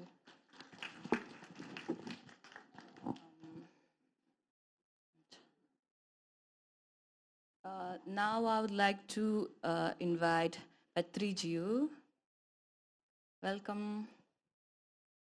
Patrizio is an Italian artist now based in London. His works are referenced to, like, his works actually is very like politically and humorously referenced to contemporary time, but also sort of takes his references from European painterly styles, surrealism and hyperrealism. And he's done like so many solo exhibitions. Yeah, some of the exhibition he's done is at Castello di Rivoli Musei Arti Contemporanee. You can skip the part. At Rome, T293 Gallery at Rome, and then other past exhibitions, sold exhibition includes Palazzo Ducali in 2009, Urbino in 2019, Cura Milan again in 2019, and then other works are at Gasworks London in 2013, and recent group shows includes Parasite Hong Kong in 2020, Berlini RCPLO, and then Tales of Tob, etc., etc., etc., etc. List goes on. So yeah, he will be presenting. Okay, thank you, Sheelasha. And first of all, thank you to the curators of the show, Cosmin Costinas and Sheelasha and Itman, for inviting me. It's a very big honor, and I'm so excited to show work here at Patan Museum and in Kathmandu. And also a warm thanks to Sanjita and Sharare. I'm presenting two works, two paintings, both here at Patan Museum. And I suppose I am sort of bringing here European perspective on some sort of like historical canons and historical traditions. Also specifically pointing out a certain Christian traditions, which of course permeated most of Western art history so far. And in both cases, I was hinted at the subject matters from Cosmin Costinas, who invited me to think of a work about two specific things. And I took on the challenge because I completely thought this idea could have come out completely solely by me. But I was really also excited to try and see what I would have come up with. And the first is a story that Cosmin asked me to reference to in a work. And it's the story of two martyrs, two Christian martyrs called Cosmas and Damian. They were two twins from Syria, which lived on the 3rd century after Christ. And they were basically doctors who were professing their faith by healing Christians that were injured during the wars or during the Crusades. And Cosmas and Damian are now considered the protectors of the doctors, so of the healing practices in Christianity, in Western tradition. And one of the most legendary things they ever did has been to actually make a transplant of a human body part to another human body part. This is probably the most famous of their miracles. And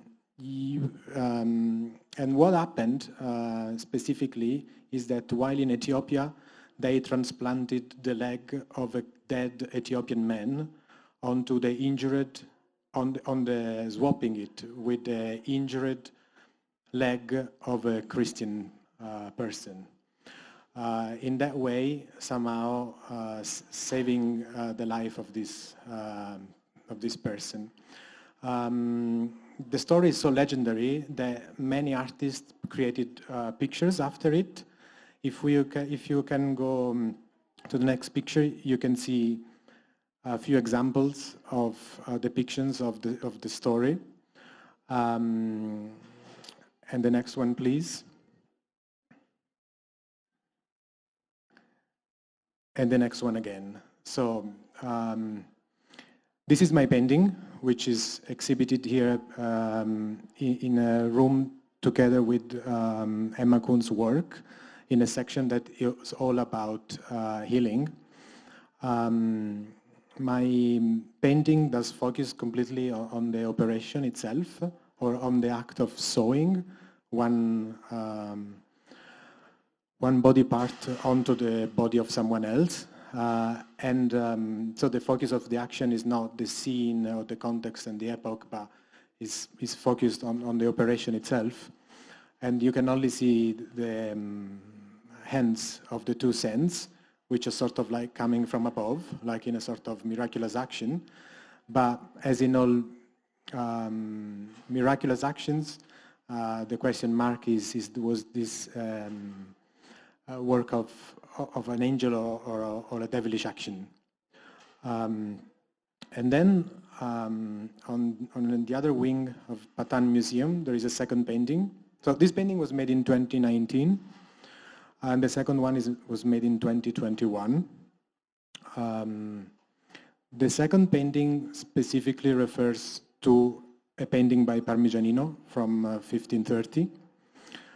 So not to a story itself, but to a specific painting as a document and as a context, as a reference.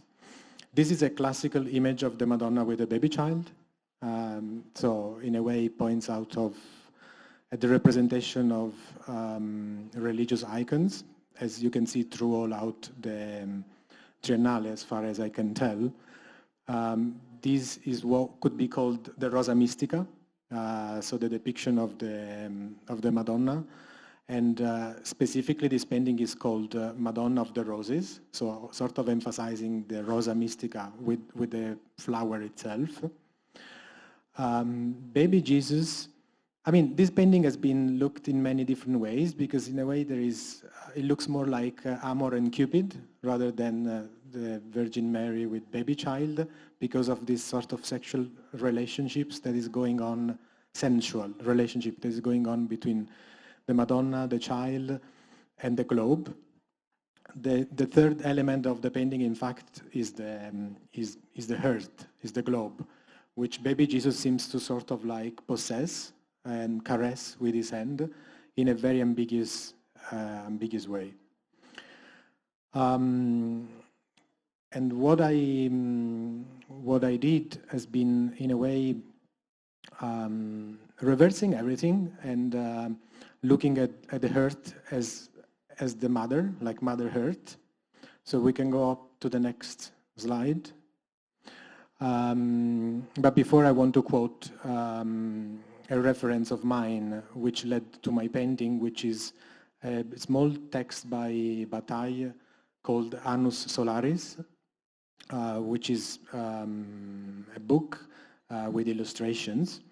In this book, basically the story is a sexual relationship between the earth and the sun, in which the sun is trying to penetrate the earth, and the earth is in a way anthropomorphized into a human or living thing, with all these orifices, like volcanoes would be the anuses, and mountains would be phalluses, and this is sort of like weird and surreal sexual relationship between the earth and the sun, which leads, of course, to many considerations about the status of the earth, what's going on also in terms of geological changes and so on. Next, please. This is again one of the drawings accompanying the text of Bataille. And next. It's my painting. You will enjoy the colors better in real life. But yeah, it's basically the representation of the earth as a living organism, as the Mother Earth. It makes me feel quite weird now to look at this painting that I made a few months ago now, in regards of what's happening now, in the news these days. But the title of the painting is In Fermento, which is in turmoil. So it points at a status of being which is not still, is not static, but is actually in motion. All around the globe, you can see figures of demons and angels in a sort of dance or in antagonists. We don't really know. and they also swap or mix and fuse within each other.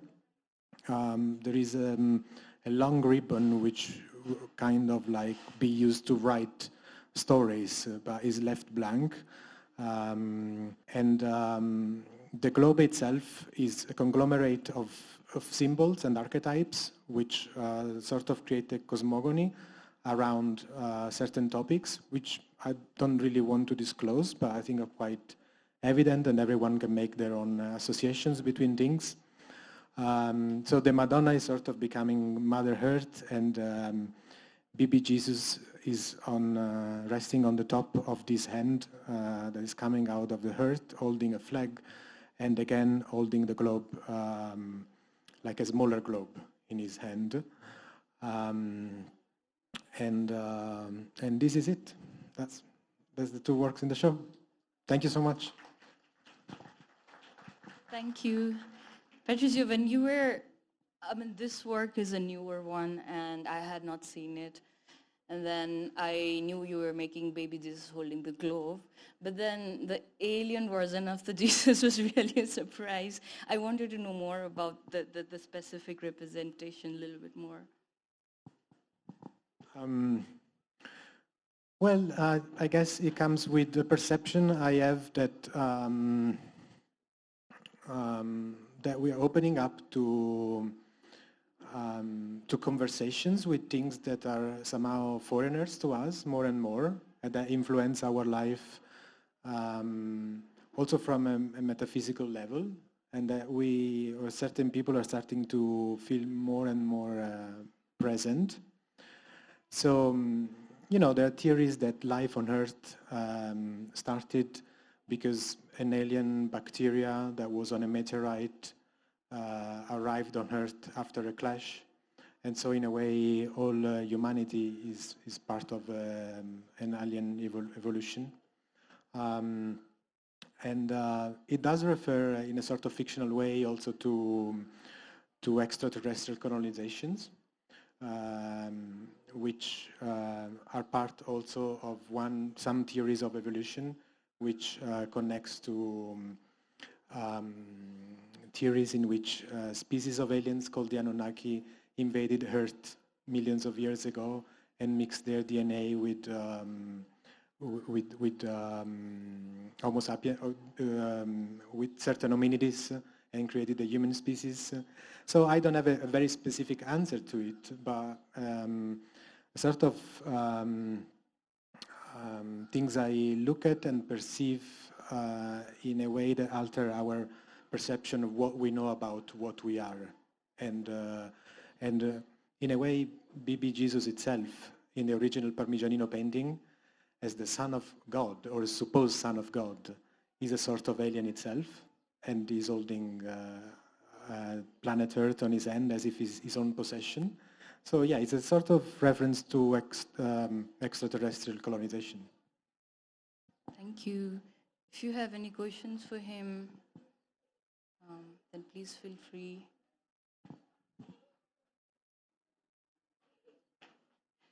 It's been a pleasure, Patrizio, and the journey we had together, starting from the Ethiopian League, which represents so much of layers in the history and anonymity and racism, and then having another new work is a pleasure. Thank you. Thank you very much.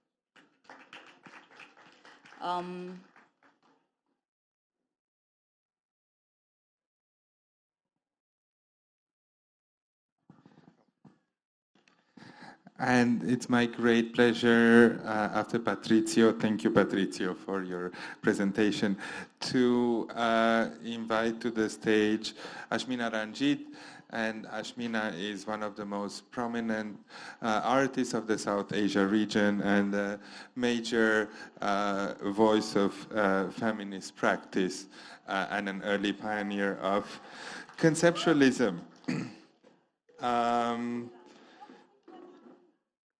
Just to get into more pragmatics about Ashmina's long and illustrious career, Ashmina is a two-time Fulbright scholar. She has earned many international scholarships and awards, participating in various residencies and so on. She received an MFA from the Columbia University in New York City and a BFA from the University of Tasmania, as well as from the Tribhuvan University in Nepal. And the national daily newspaper, the Kathmandu Post, featured her as one of 25 individuals who shaped Nepal in 2018. So it's a great honor to have Ashmina's works in the Triennale. You can see it here at the Sundari Chowk in Patan Museum, as well as at the NAC. And it's a great pleasure to have her on stage today as well. Thank you, Ashmina. Thank you, Cosmin. Thank you, the whole Triennale team, Sangeeta Di, Sheelasha, Hitman, Cosmin, and Sarada. This is indeed an honor to be here, sharing my thoughts and actually past with you all. Usually I don't write or read while I'm talking about work, but today I decided to read what I wrote because some of the things I didn't want to miss it. I thought when I'm looking at from the historical perspective, I thought it is really needed to not to miss some of the things. So I'm going to read. Today, I'll be talking about artivism, political consciousness through art. In fact, that I am here with you all, sharing my experience, understanding, and observation without reservation is already political. In this talk, I will be discussing key aspects of my work as they have evolved over time in my own political becoming an artist. The first is my coming into political consciousness through art by focusing on women's experience, body, and sexuality. The second one is engaging with decade-long, brutal, 10 years long armed conflict from 1996 to 2006, when Maoists demanded the different kind of state in Nepal. Political consciousness through art. When I was born, disappointment spread in my family. A girl instead of a boy. Within the Brahminical patriarchal worldview, there is a long practiced structural violence within tradition that claims that only son can carry genes of the father, while daughters do not. In my father's home, I was to become a Nepali citizen in this Hindu patriarchal nation state. I began school where I lost my mother tongue and learned that my father and nation state were the most important and had power, while my mother, who had given birth, no longer meant anything. When I became an art student training in painting and sculpture, I began to develop my political stance in reaction to self-censorship that pervaded art school, in the art school ethos. I began to take experience of women as my main subject. I asked myself, what does it mean to be me? Other than somebody's daughter or sister. Within Nepal's Hindu patriarchal establishment, I examined the prohibition, suppression, and exclusion experienced by women in every stratum. I chose to share my view freely, and for this, I was regularly rebuked by my senior mentors. Ashmina talks about nothing but gender. Ashmina talks about nothing but politics. And they say, art is not about these things. Art transcends gender. Art transcends politics. I would reply, how can that be possible? I have a womb, you don't. My experience of my body and the experience through my body is different than yours. I can't conform to your vision of what my art should be expressed. My father also rejected this kind of conceptual, political, and feminist art. And my father is also an artist, and he is 90 years old now, but he had changed definitely by this time. It soon became clear to me that this art fraternity saw their work mainly as a production of object and aesthetic commodities that served the nation. They were reluctant to focus on any political themes that went against the panchayat ideology. That was a single political party under the control of monarchy until 1990. Any citizen could be jailed for expressing of dissent. So, art school trained students to make images that support the system.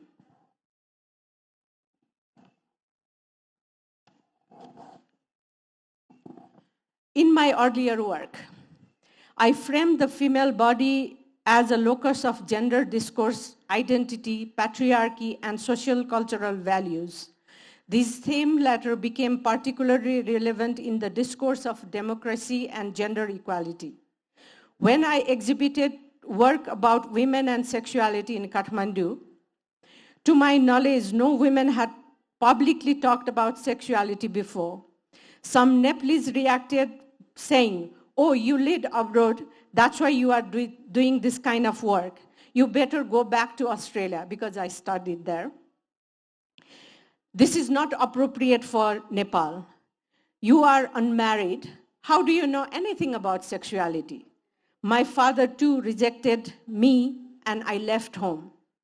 Soon after, I brought the exhibition to Tasmania, and to my surprise, I received mixed responses applauding the show for its boldness, and an ABC radio host interviewed me, and during the conversation, she asked me how I was able to do such a daring work.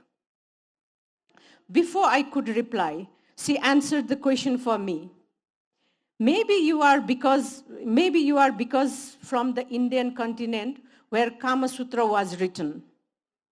It must be easy for you. I was shocked. I never had thought about Kama Sutra while I was creating my work. So I was outsider in both places.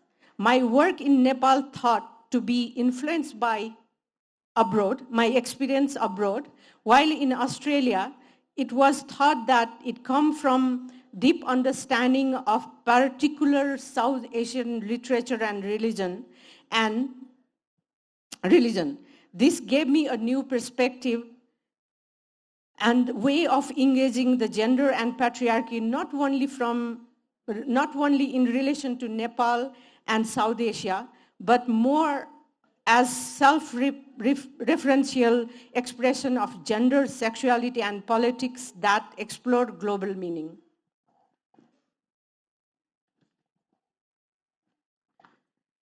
Challenging Hindu patriarchy, social norms, and stereotypes that denigrate women are a recurrent theme in my work. I often use specific marker of Hindu auspiciousness and sexuality, such as hair or the color red, as a metaphor for feminine experience. In Shakti Swarup, the feminine force, the room, a taboo subject. Red no longer refers to auspicious color of the woman as a goddess or her marital state.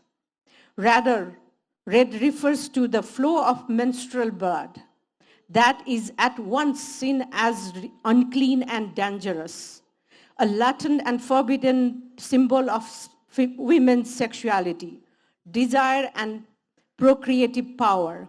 Throughout South Asia, menstruating women are considered polluted and are not allowed to cook or perform rituals and touch men. In some places, they even need to reside outside of the house for 4 days.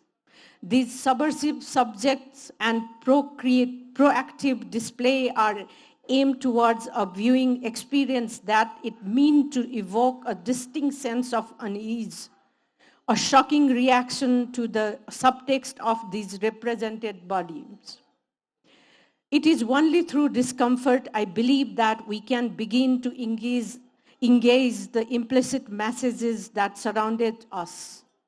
By working with these personal issues in a public arena, I invite dialogue and controversy.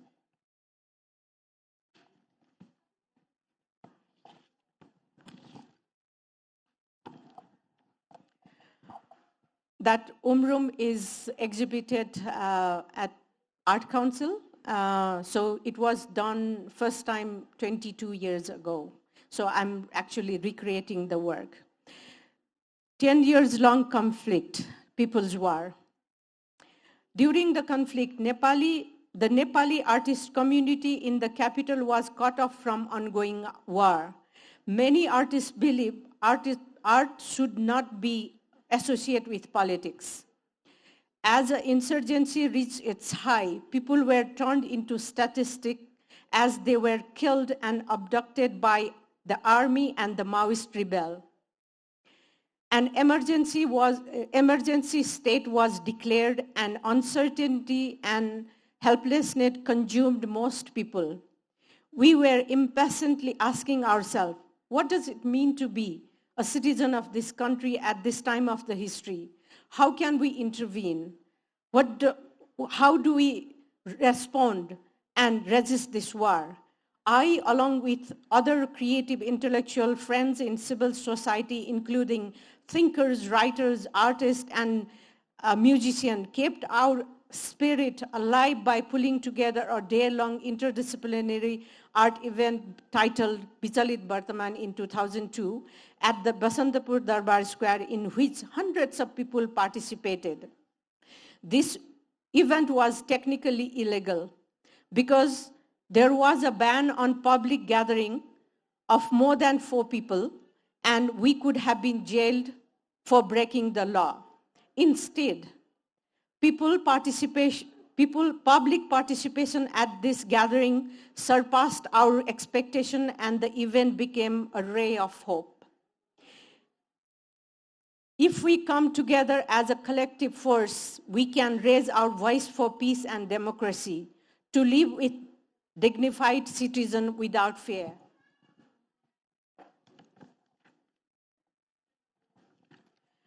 In 2004, I created another ambitious and large-scale performance titled Happening, which involved an hour slow walk from Clock Tower, which is located at the heart of Kathmandu, to the Singha Darbar at the center of government, where majorities of ministries and the parliament buildings are located. That day, due to another political activities, we were managed to engage over 10,000 people who stood alongside the road, at first out of curiosity, and soon became part of the performance. Despite the state of emergency, the performance was not stopped. And 7 oppositional parties, leaders, politicians, government officials, civilians, police, army, and general public all became active part of performance.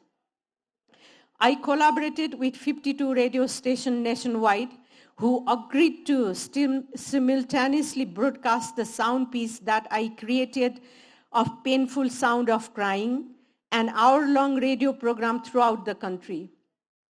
While the radio station across the country played the sound of women wailing in grief and terror, I led the procession from Clock Tower to the Parliament building. At our request, residents participated in happening by turning their radio on full volume during the procession. Over hundreds of performers, mostly young artists dressed in black, joined me. To assist the performance, local placed bucket of water on the road for my team to mix the color. As part of the performance were splashed with the red tinted water. Performers were splashed into red tinted water while crashing on the road as if shot dead. Their fallen bodies were traced over with the white chalk, referring to the human casualties of this war, civil war. At this time, hundreds of thousands of people throughout Nepal participated because they heard the crying and sorrow on the radio station, all the radio station.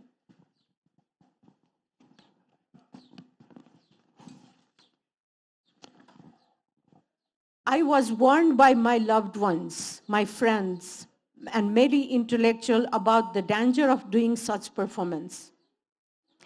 However, living in uncertainty and witnessing the increasing helplessness of people was harder than doing nothing.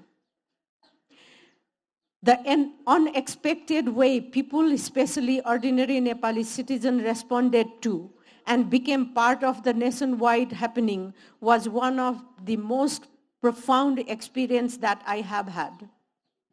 In those days, people in power used fear as a weapon, especially against the weak and vulnerables. Despite the emergency, the public performance brought together armed forces, Maoists, civilians, general public, and young artists against violence and in support of peace and democracy. I conceptualized happening as a collective commentary in favor of peace and against the ongoing violence. It was about the power of our collective voice.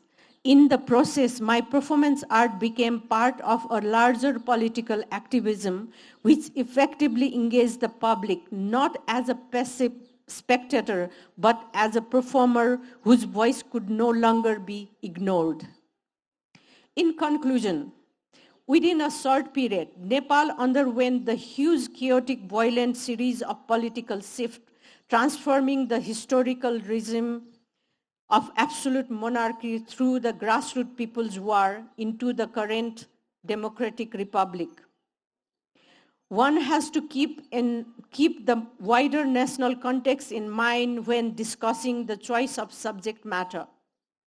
The sources and trajectories of contemporary Nepali art and the socio-political realities that we respond to, the event that inspired us to create. As an individual, as a citizen, I have always questioned the both terms of equation, the state and the people, that is the whole societal context through my art. I always tried creating synergies, the collective voice resist as the situation demanded. Now, so much has changed, but the Brahminical patriarchal domination, white supremacy, and the political mess around the world remains unchanged. More than ever before, artists need to come together and raise our voice louder than ever. I'm assured that I can look up to the young artists of this time of the history. To enact the impossible dream of few, is it necessary to give nightmares to many? To maintain the pride of few, is it necessary to play with lives of many? Now, when the past heroes singing songs of freedom and rights have turned into jesters, who will save us other than ourselves? Thank you. Today, I'm standing with Ukraine. Thank you. Thank you, Ashmina. Thank you so much. You are true inspiration for many, and you went against the flow really at that time. Thank you for planting the seed of resistance.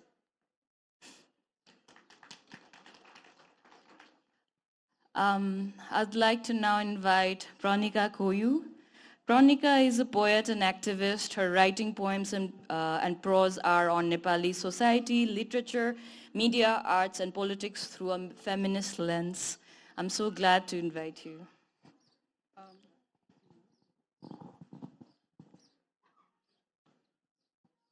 I think the feeling is mutual.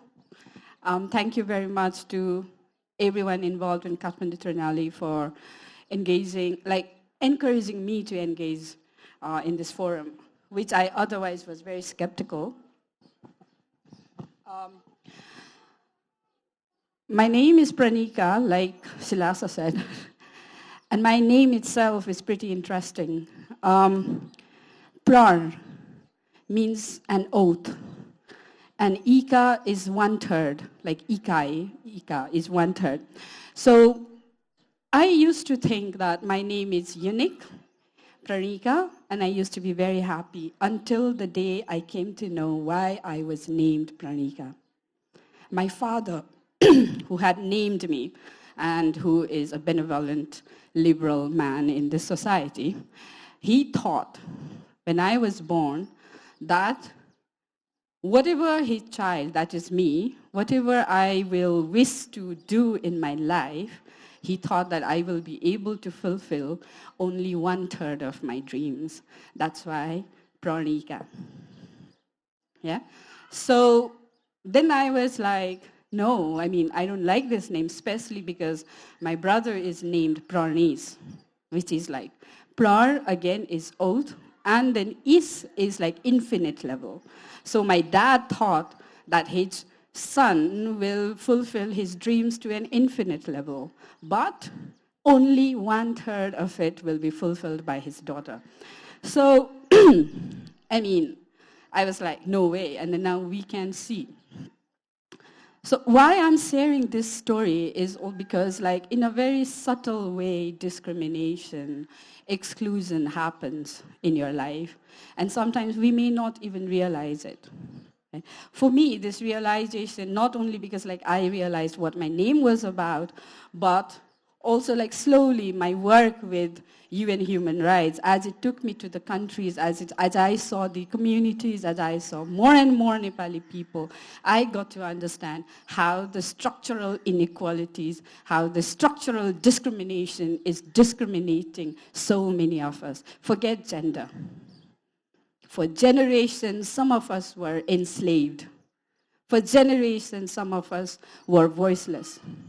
And it still continues. And perhaps that is why this unconscious streamness against the social injustice crept to my work, and I didn't realize it. But then, as a poet, when my first poetry anthology came, which is called Bhav, this has a section which is all about having to grow up as a woman, as a girl child, as an adolescent girl, and then as a woman in Nepali society. What does it mean? So phenomenological experiences of being a woman in Nepali society is here in this anthology. So again, like, I think through this work, I was trying to find out how exclusion happens, and then, like, or how you are included in it.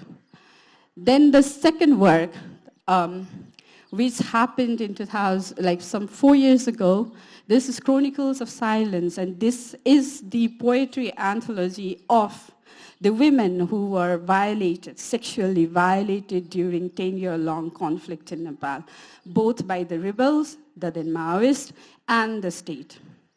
But their voices, like this work, working with them and bringing their work was very important to me, not because, like, I liked poetry and they had chosen poetry as the medium, but that even, there are, like, conflict victims network who are consistently working for the rights of the families who have been affected during conflict.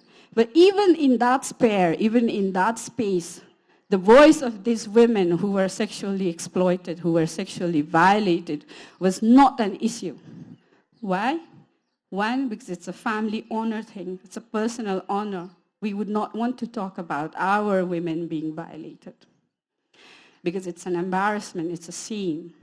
Second, the state doesn't want it. the state, Nepali state, is yet to acknowledge that such an atrocity happened during 10-year-long conflict. And the third, the political parties, they are in line with the state. They would not want to acknowledge, they do not think of it as an agenda.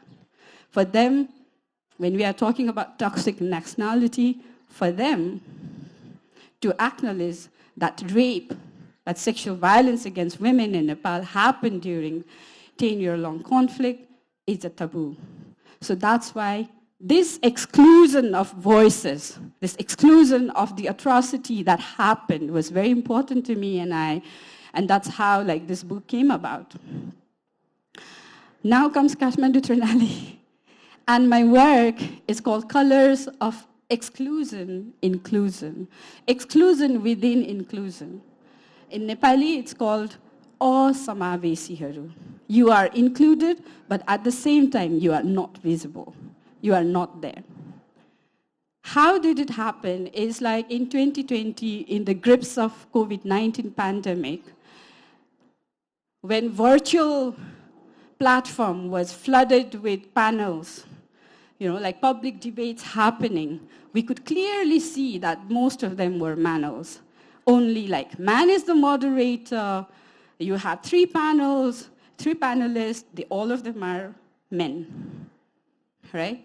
So then there was a public furor about it, so we were commenting and talking about it, then suddenly I came to know about the work of Sue Montgomery, who is the mayor, or who was the mayor in 2019 in Montreal, Canada.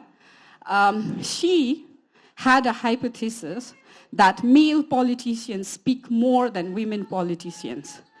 And to prove that hypothesis, she started to knit the time that both of these male and female politicians would speak during council meetings.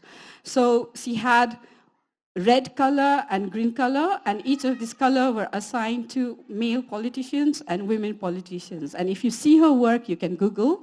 BBC has interviewed her. You can see that clearly who speaks the most, right? So when my friend Amina shared that news link with me, and I looked at it and I was like, maybe I can use the same technique to document what is happening in Nepali public debates, like how inclusive it is, right? And then, but I didn't want to confine it, limit it to just gender. I wanted it to see that whether this vast spectrum of inclusion, where it's not just limited to gender, it's ethnicity also. And within one ethnicity also, there could be more layers of it.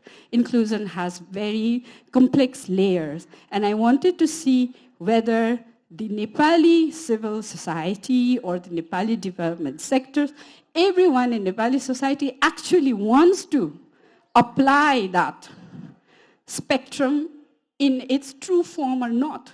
And that's how the effort began. And this is the work which is being exhibited in Nepal Arts Council.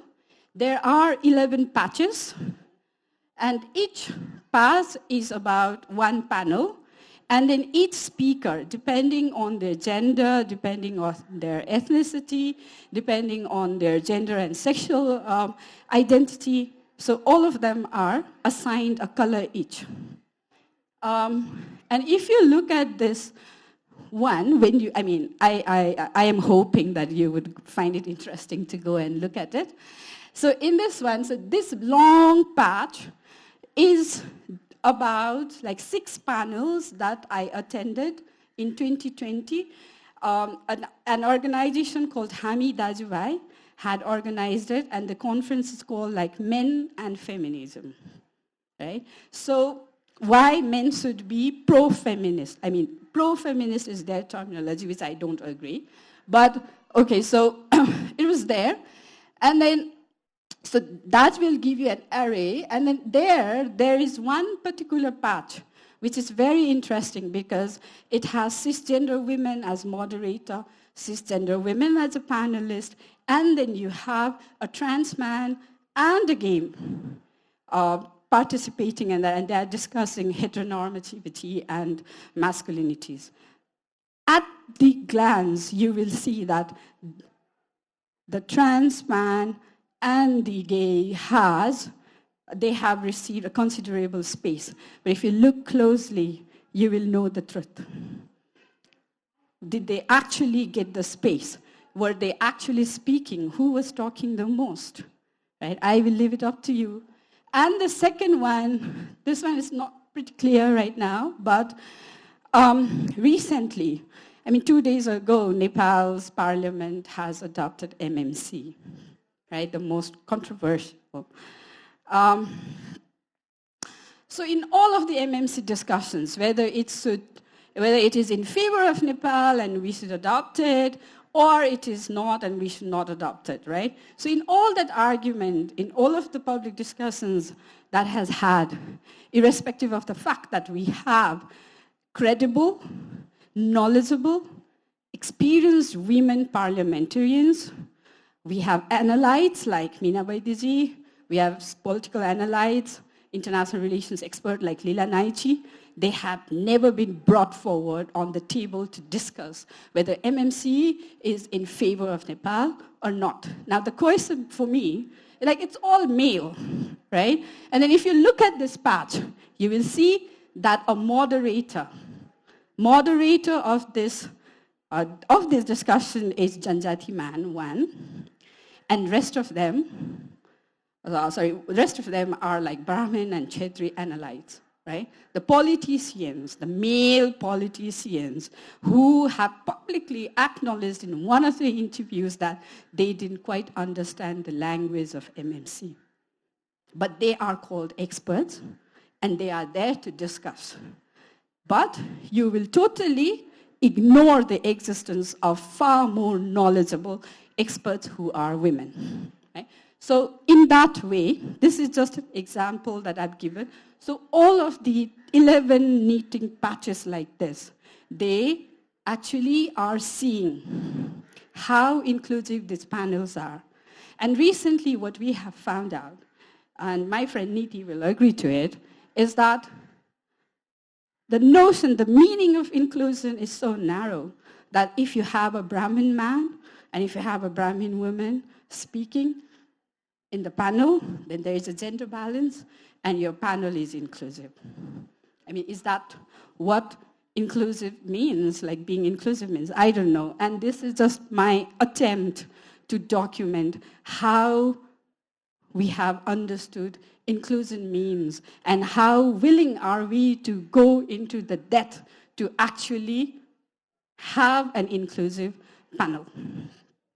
So this is, and this will be a continued work, but yeah, this is what I have to say about my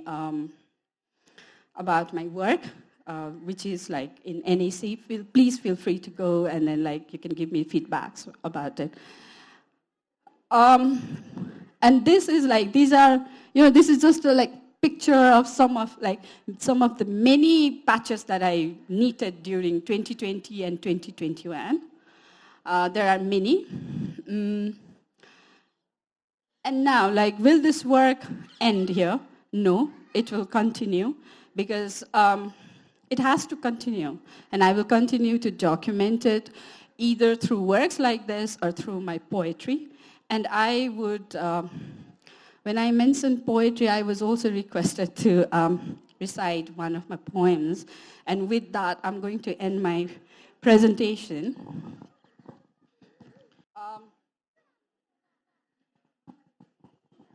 This poetry called झिल्को. यो झिल्को मैले नेपालको संविधान दोस्रो संविधान जारी भएपछि लेखेको हो किनभने त्यो अझै हामी सबैको हुन सकेको छैन. त्यो रूपमा आएन हैन.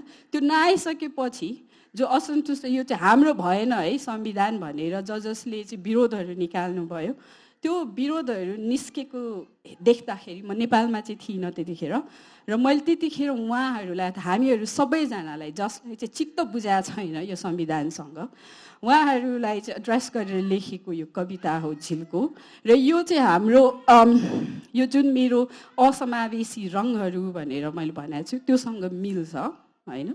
त्यही भएर मैले त्यो कविता चाहिँ यसमा छानेको छु. झिल्को. यो सडकको यो झिल्को आगोको बन्ला कि ज्वाला राकोको यो सडकको यो झिल्को आगोको बन्ला कि ज्वाला राकोको सडकदेखि बस्ती बस्तीमा सर्वत्र फैलिन्छ कि यो बनेर आगो लपका फैलिन्छ कि यो बनेर लपका आगोको या कतै मोहिनी मन्त्र छम्काउँदा ती हातले निवेर खरानी बन्ने हुन् विभूत हुन निधारको या उड्नेछन् कणकणमा हावाको छर्न ती आँखामा छल झिल्को राको लपका या खरानी के बन्ने हो हामी झिल्को राको लपका या खरानी के बन्ने हो हामी म उभेको सडक भन्छ म उभेको सडक भन्छ हुनु छ मलाई आगोको भुङ्रो निप्नु हुन्न तिमी र म नआएसम्म त्यो दिन म उभेको सडक भन्छ नहुन्जेलसम्म तिम्रो अर्थ तिमी जस्तो म उभेको सडक भन्छ नहुन्जेलसम्म तिम्रो अर्थ तिमी जस्तो म रहिरहनेछु एक आगोको भुङ्रो रातो तातो र हरदम तयार.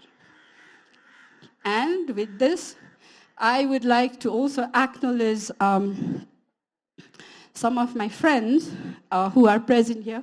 Mahima Singh, who is an artist, उहाँले चाहिँ मेरो एउटा कवितालाई पनि पर्फर्म गर्नुभएको थियो. त्यो चाहिँ तुहाउ त्यो गर्व भन्ने थियो र त्यो कविता चाहिँ छोरीहरूमाथि हुने जुन अट्रोसिटिज थियो त्यसको विरुद्धमा लेखिएको कविता थियो र त्यसलाई महिमाले चाहिँ 2015 onwards बेला बेलामा आफ्नो पर्फर्म गरिराख्नु भएको छ हैन.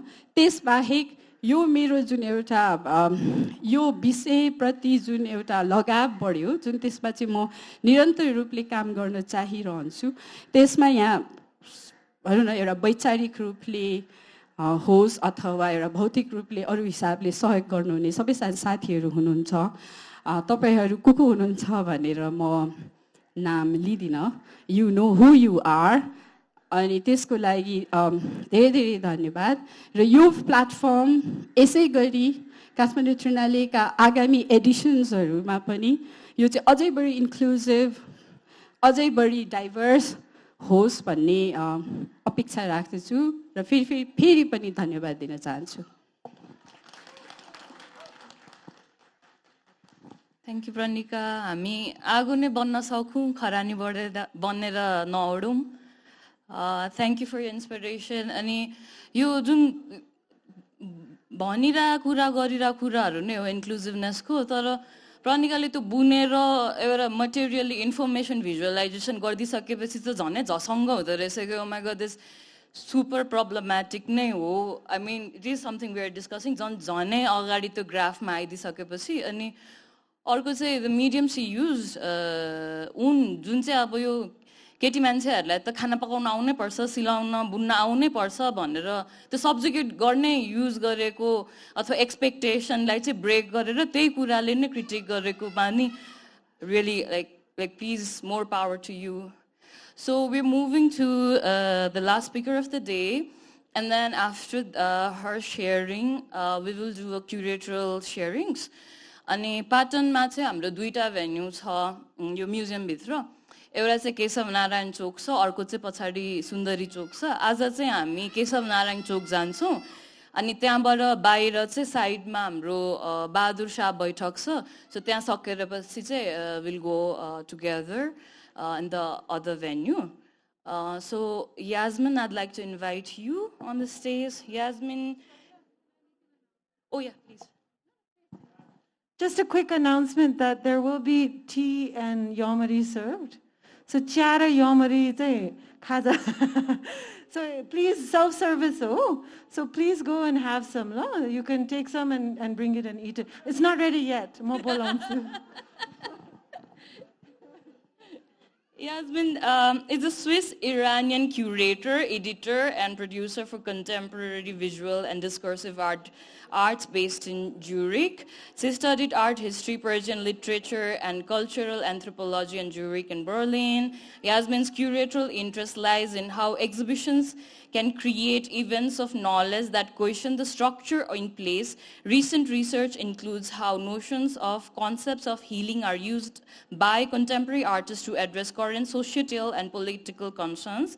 Yasmin will be sharing her research about Emma Kunz, again, historically very important artist who was, again, because of the kind of practice she was doing, which is connected to healing, and just because of that she was a woman, was almost erased in the history despite of her contributions. And now there's a sort of resurrection in acknowledgements where, like people like Yasmin has a huge contribution in that as well, and she'll be sharing more. Thank you very much. Just gonna sit down also and we can move to the first slide. Thank you also very much for the invitation. It's an honor to be here, and it's for me also very special to see the works of Emma Kunz in this context. My research, which has started or had taken off from Switzerland, has started 4 years ago, and in all this time, in this context, Emma Kunz was always a solitary figure. So she was too young for the Spiritist movement in the beginning of the century in Europe. She was too old for the New Age of the movements of the 70s. So her holistic practice, these drawings that are visualizations of invisible energies, and most importantly, tools of her healing practice. All these has few or almost none connection points to the context where they were created and where she worked. In contrast, seeing them here at Patan Museum, they perfectly integrate in the various approaches presented. It's kind of this idea of her being an outsider that has kind of stuck to her very persistently, and which I found problematic, and I've always kind of tried to argue against it, looks or seems here in a kind of natural and very self-evident and very refreshing way obsolete. So this is also very nice to see these, and although the times and context and belief systems, ethnicities, geographies and so on might be very different, there are very many aspects very shared aspects, and so it's also great to see Emma Kunz from this perspective. So next slide. Probably to explain, because I'm not the artist obviously, my first point of contact with Emma Kunz was not drawings, it was Ion-A. We see a box here on the picture. Ion-A is a healing clay that is said to have been discovered by Emma Kunz in an old Roman quarry, and it is until today sold in Swiss pharmacies. It has an antiphlogistic effect on, for example, joint problems, and it soothes the stomach. There are many different uses. And it was standing in my Swiss grandmother's bathroom, where I spent most of my childhood summers. I was fascinated by the drawing, but I always would also find it somehow amusing how these rational and organized people have such a close affinity for alternative healing methods. In every village there was, and in remote areas there still is, a healer that people would go to see mostly before going to see a doctor. So these mostly women would, for example, make herbal ointments. But would also have like special abilities, like being able to stop bleeding or make even abscesses disappear.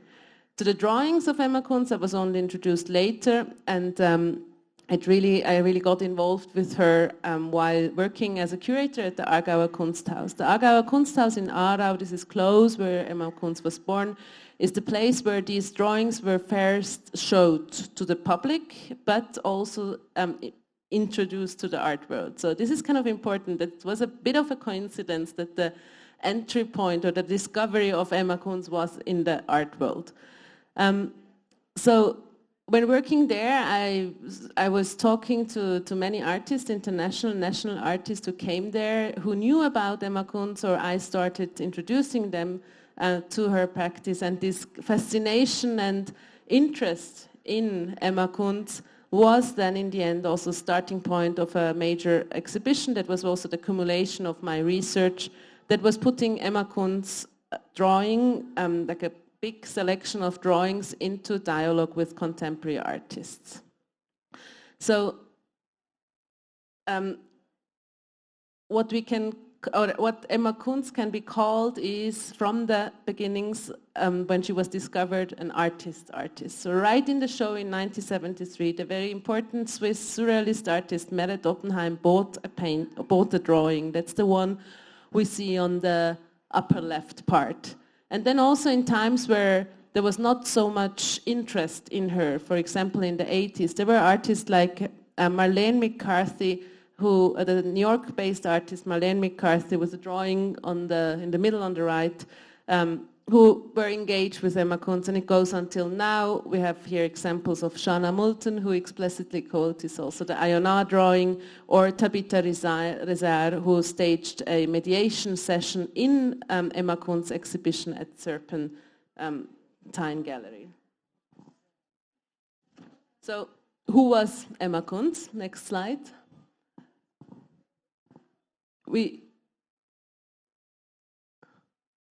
Next slide. Yeah. So here we see her in her studio, surrounded by these large-scale drawings which were hanging up on each other. So first and foremost, it is important to keep in mind that Emma Kunz saw herself as a researcher. In her daily life, she was mostly approached as a healer. People would go to her with problems or questions about health and life. And an artist, she only became after her death. So Kunz's own intentions and those subsequently adopted by others are central to understanding of her practice. What else is central is that these drawings were not, or like the opposite of this idea, this very Western idea of l'art pour l'art, art for art's sakes.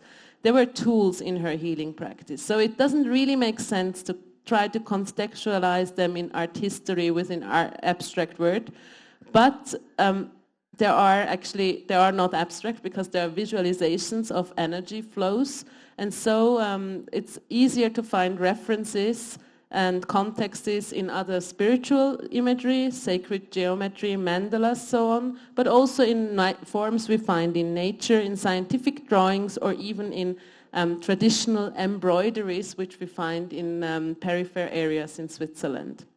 So Emma Kunz was born in 1892 into a working-class family of hand weavers, and she had never any artistic training or higher education of any kind.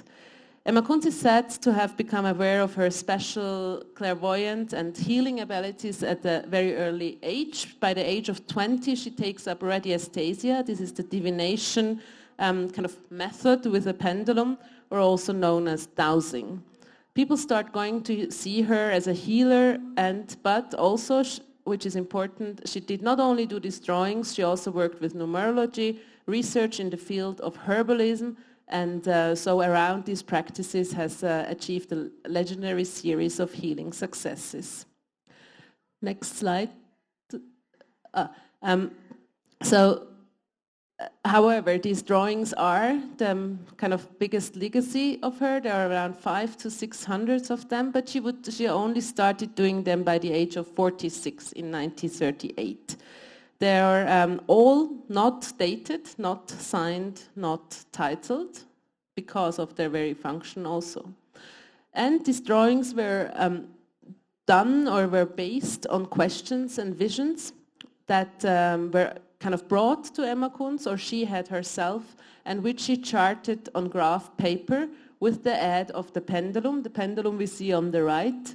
It's a pendulum with a jade and a silver stone, and underneath we see the so-called orientation plate she used, which is kind of giving the directions, the cross like directions of the drawings. So starting point would be pencil points on the graph paper, which she would then start connecting with each other using a compass and a ruler, and from there on developed into complex geometric abstract systems of lines, forms, and surfaces. Which is important is that these drawings were not like a one-time use for a one-time purpose.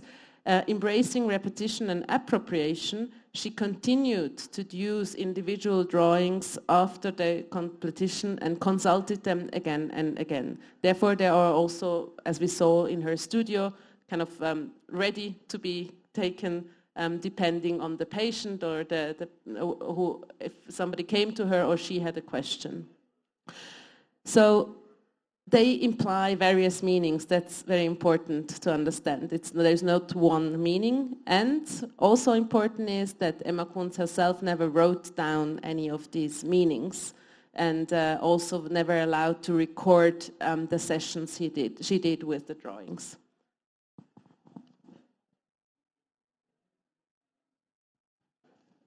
So next slide. We are back to Iona. In 1942, she discovered this, and she's said to have used this substance to heal a little boy called Anton C. Meyer, who is the son of the owner of this quarry, from polio. This was an important moment. The young boy stayed very connected to Emma Kunz through his whole life, and he was the one who became later, who took the estate, who took the drawings after Emma Kunz's death, and who is the founder of Emma Kunz Estate, and also built the Emma Kunz Center. The grotto where the healing clay is mined is said to be a place with special energies, and still frequently visited by people seeking cure. And the center, where we can also see drawings, changing presentations of drawings, is opened in 1986. Next slide, please.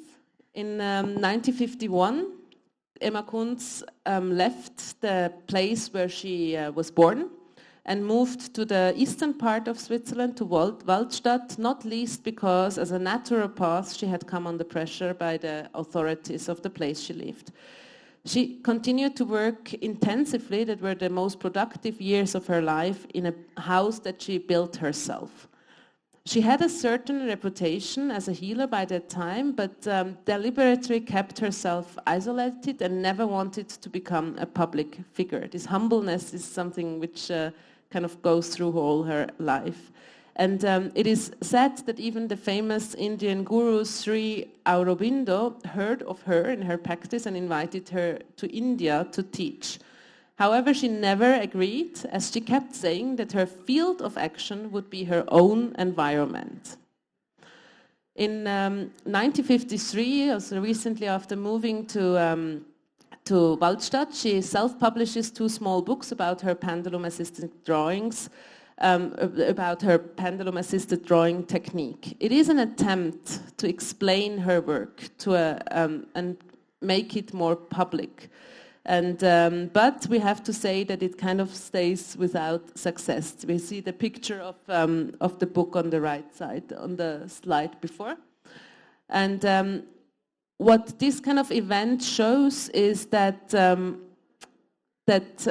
we even have the suspicions that it was not her writing the text in that book. This text also doesn't really explain when we try to understand.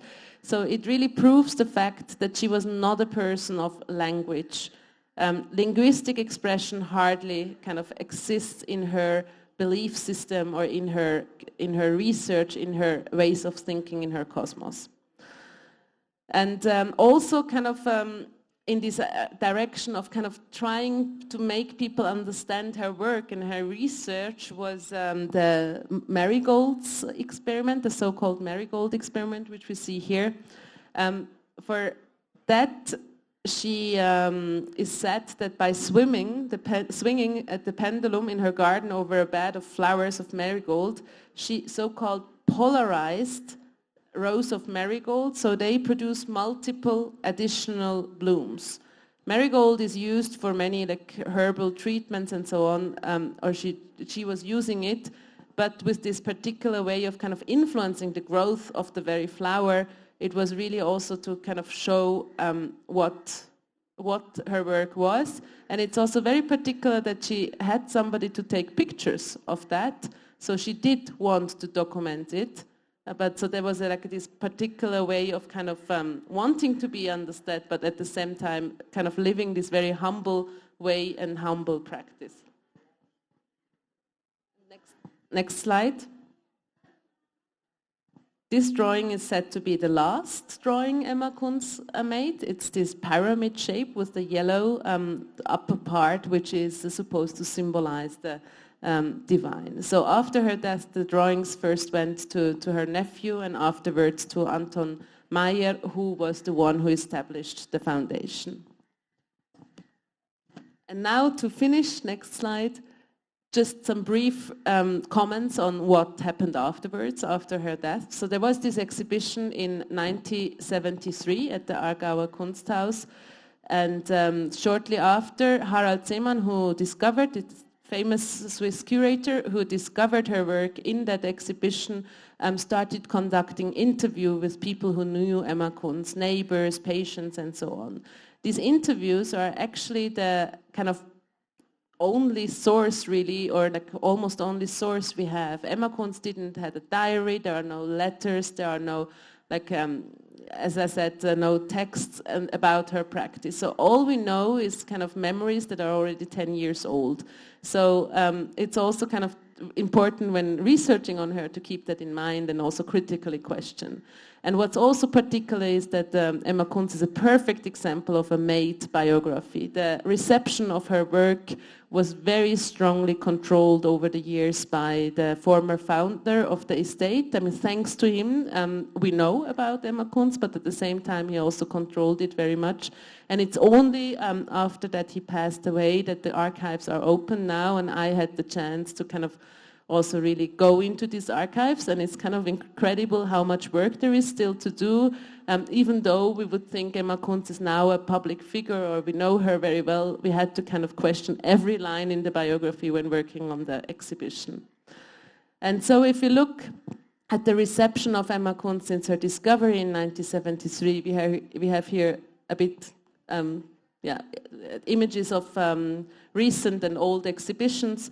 We can see how she kind of moved from the outside to the inside, from this artist who was said by the first curator or the curator of the first exhibition that she did art against her will, or also from Harald Seemann's perspective, who had these fascinations for the idea of obsession, this kind of idea that it was she couldn't do any other than doing what she did. That this kind of very problematic view of her work has kind of disappeared somehow, luckily, and that she has kind of moved to a figure whose holistic practice allows for many linkages to contemporary art and issues relevant today. And to end, I will end with a quote by Agnieszka Brzeszanska, a Polish artist who was also in the exhibition we did, who refers to Emma Kunz as the researcher who refused to become a guru. Kunz seems to have been already aware of how easily spiritual insights are means of narcissistic gratification or turned into a dogma or business. So her radical modesty is really her message also. And the decision of non-verbalizing her charts hints that the words often separate us from understanding and experiencing. So her works show that we should become our own gurus and look for knowledge and cosmic consciousness within ourselves. This is Agnieszka's work. Thank you very much. Thank you, thank you. It's actually really empowering, and I'm so super glad to have her work here. Growing up as an art student, it was the white male artist who could be the great artist, right? And we didn't know much about woman artists. And being woman myself, there was very few woman artists to look upon. And I am like super excited and humbled to have her work in Kathmandu Triennale 2077. And thank you for all your research, and again, more power to you for more research to be done and on unearthing the archives. Thank you. So I would also like to announce that we have a lot of collateral events all around Kathmandu and artist-led initiatives, artist collectives, galleries. Please do visit them. We have printed them, and it might be somewhere around here. We have a list of all the collateral events as well. It's inside there. So please do visit them. And then, are the snacks ready or? The snacks are ready. So thank you. This is the end of the session, and we will be doing curatorial tours in around 18 minutes after you guys have snacks. And again, lastly, I'd like to thank Sangeeta ji, Siddhartha Art Foundation, again, Sharari, the director, for making this happen and starting the Siddhartha Art Gallery as a woman in like decades ago. Okay, we'll see you at Kesav Narayan Chowk in around 18 minutes. Thank you.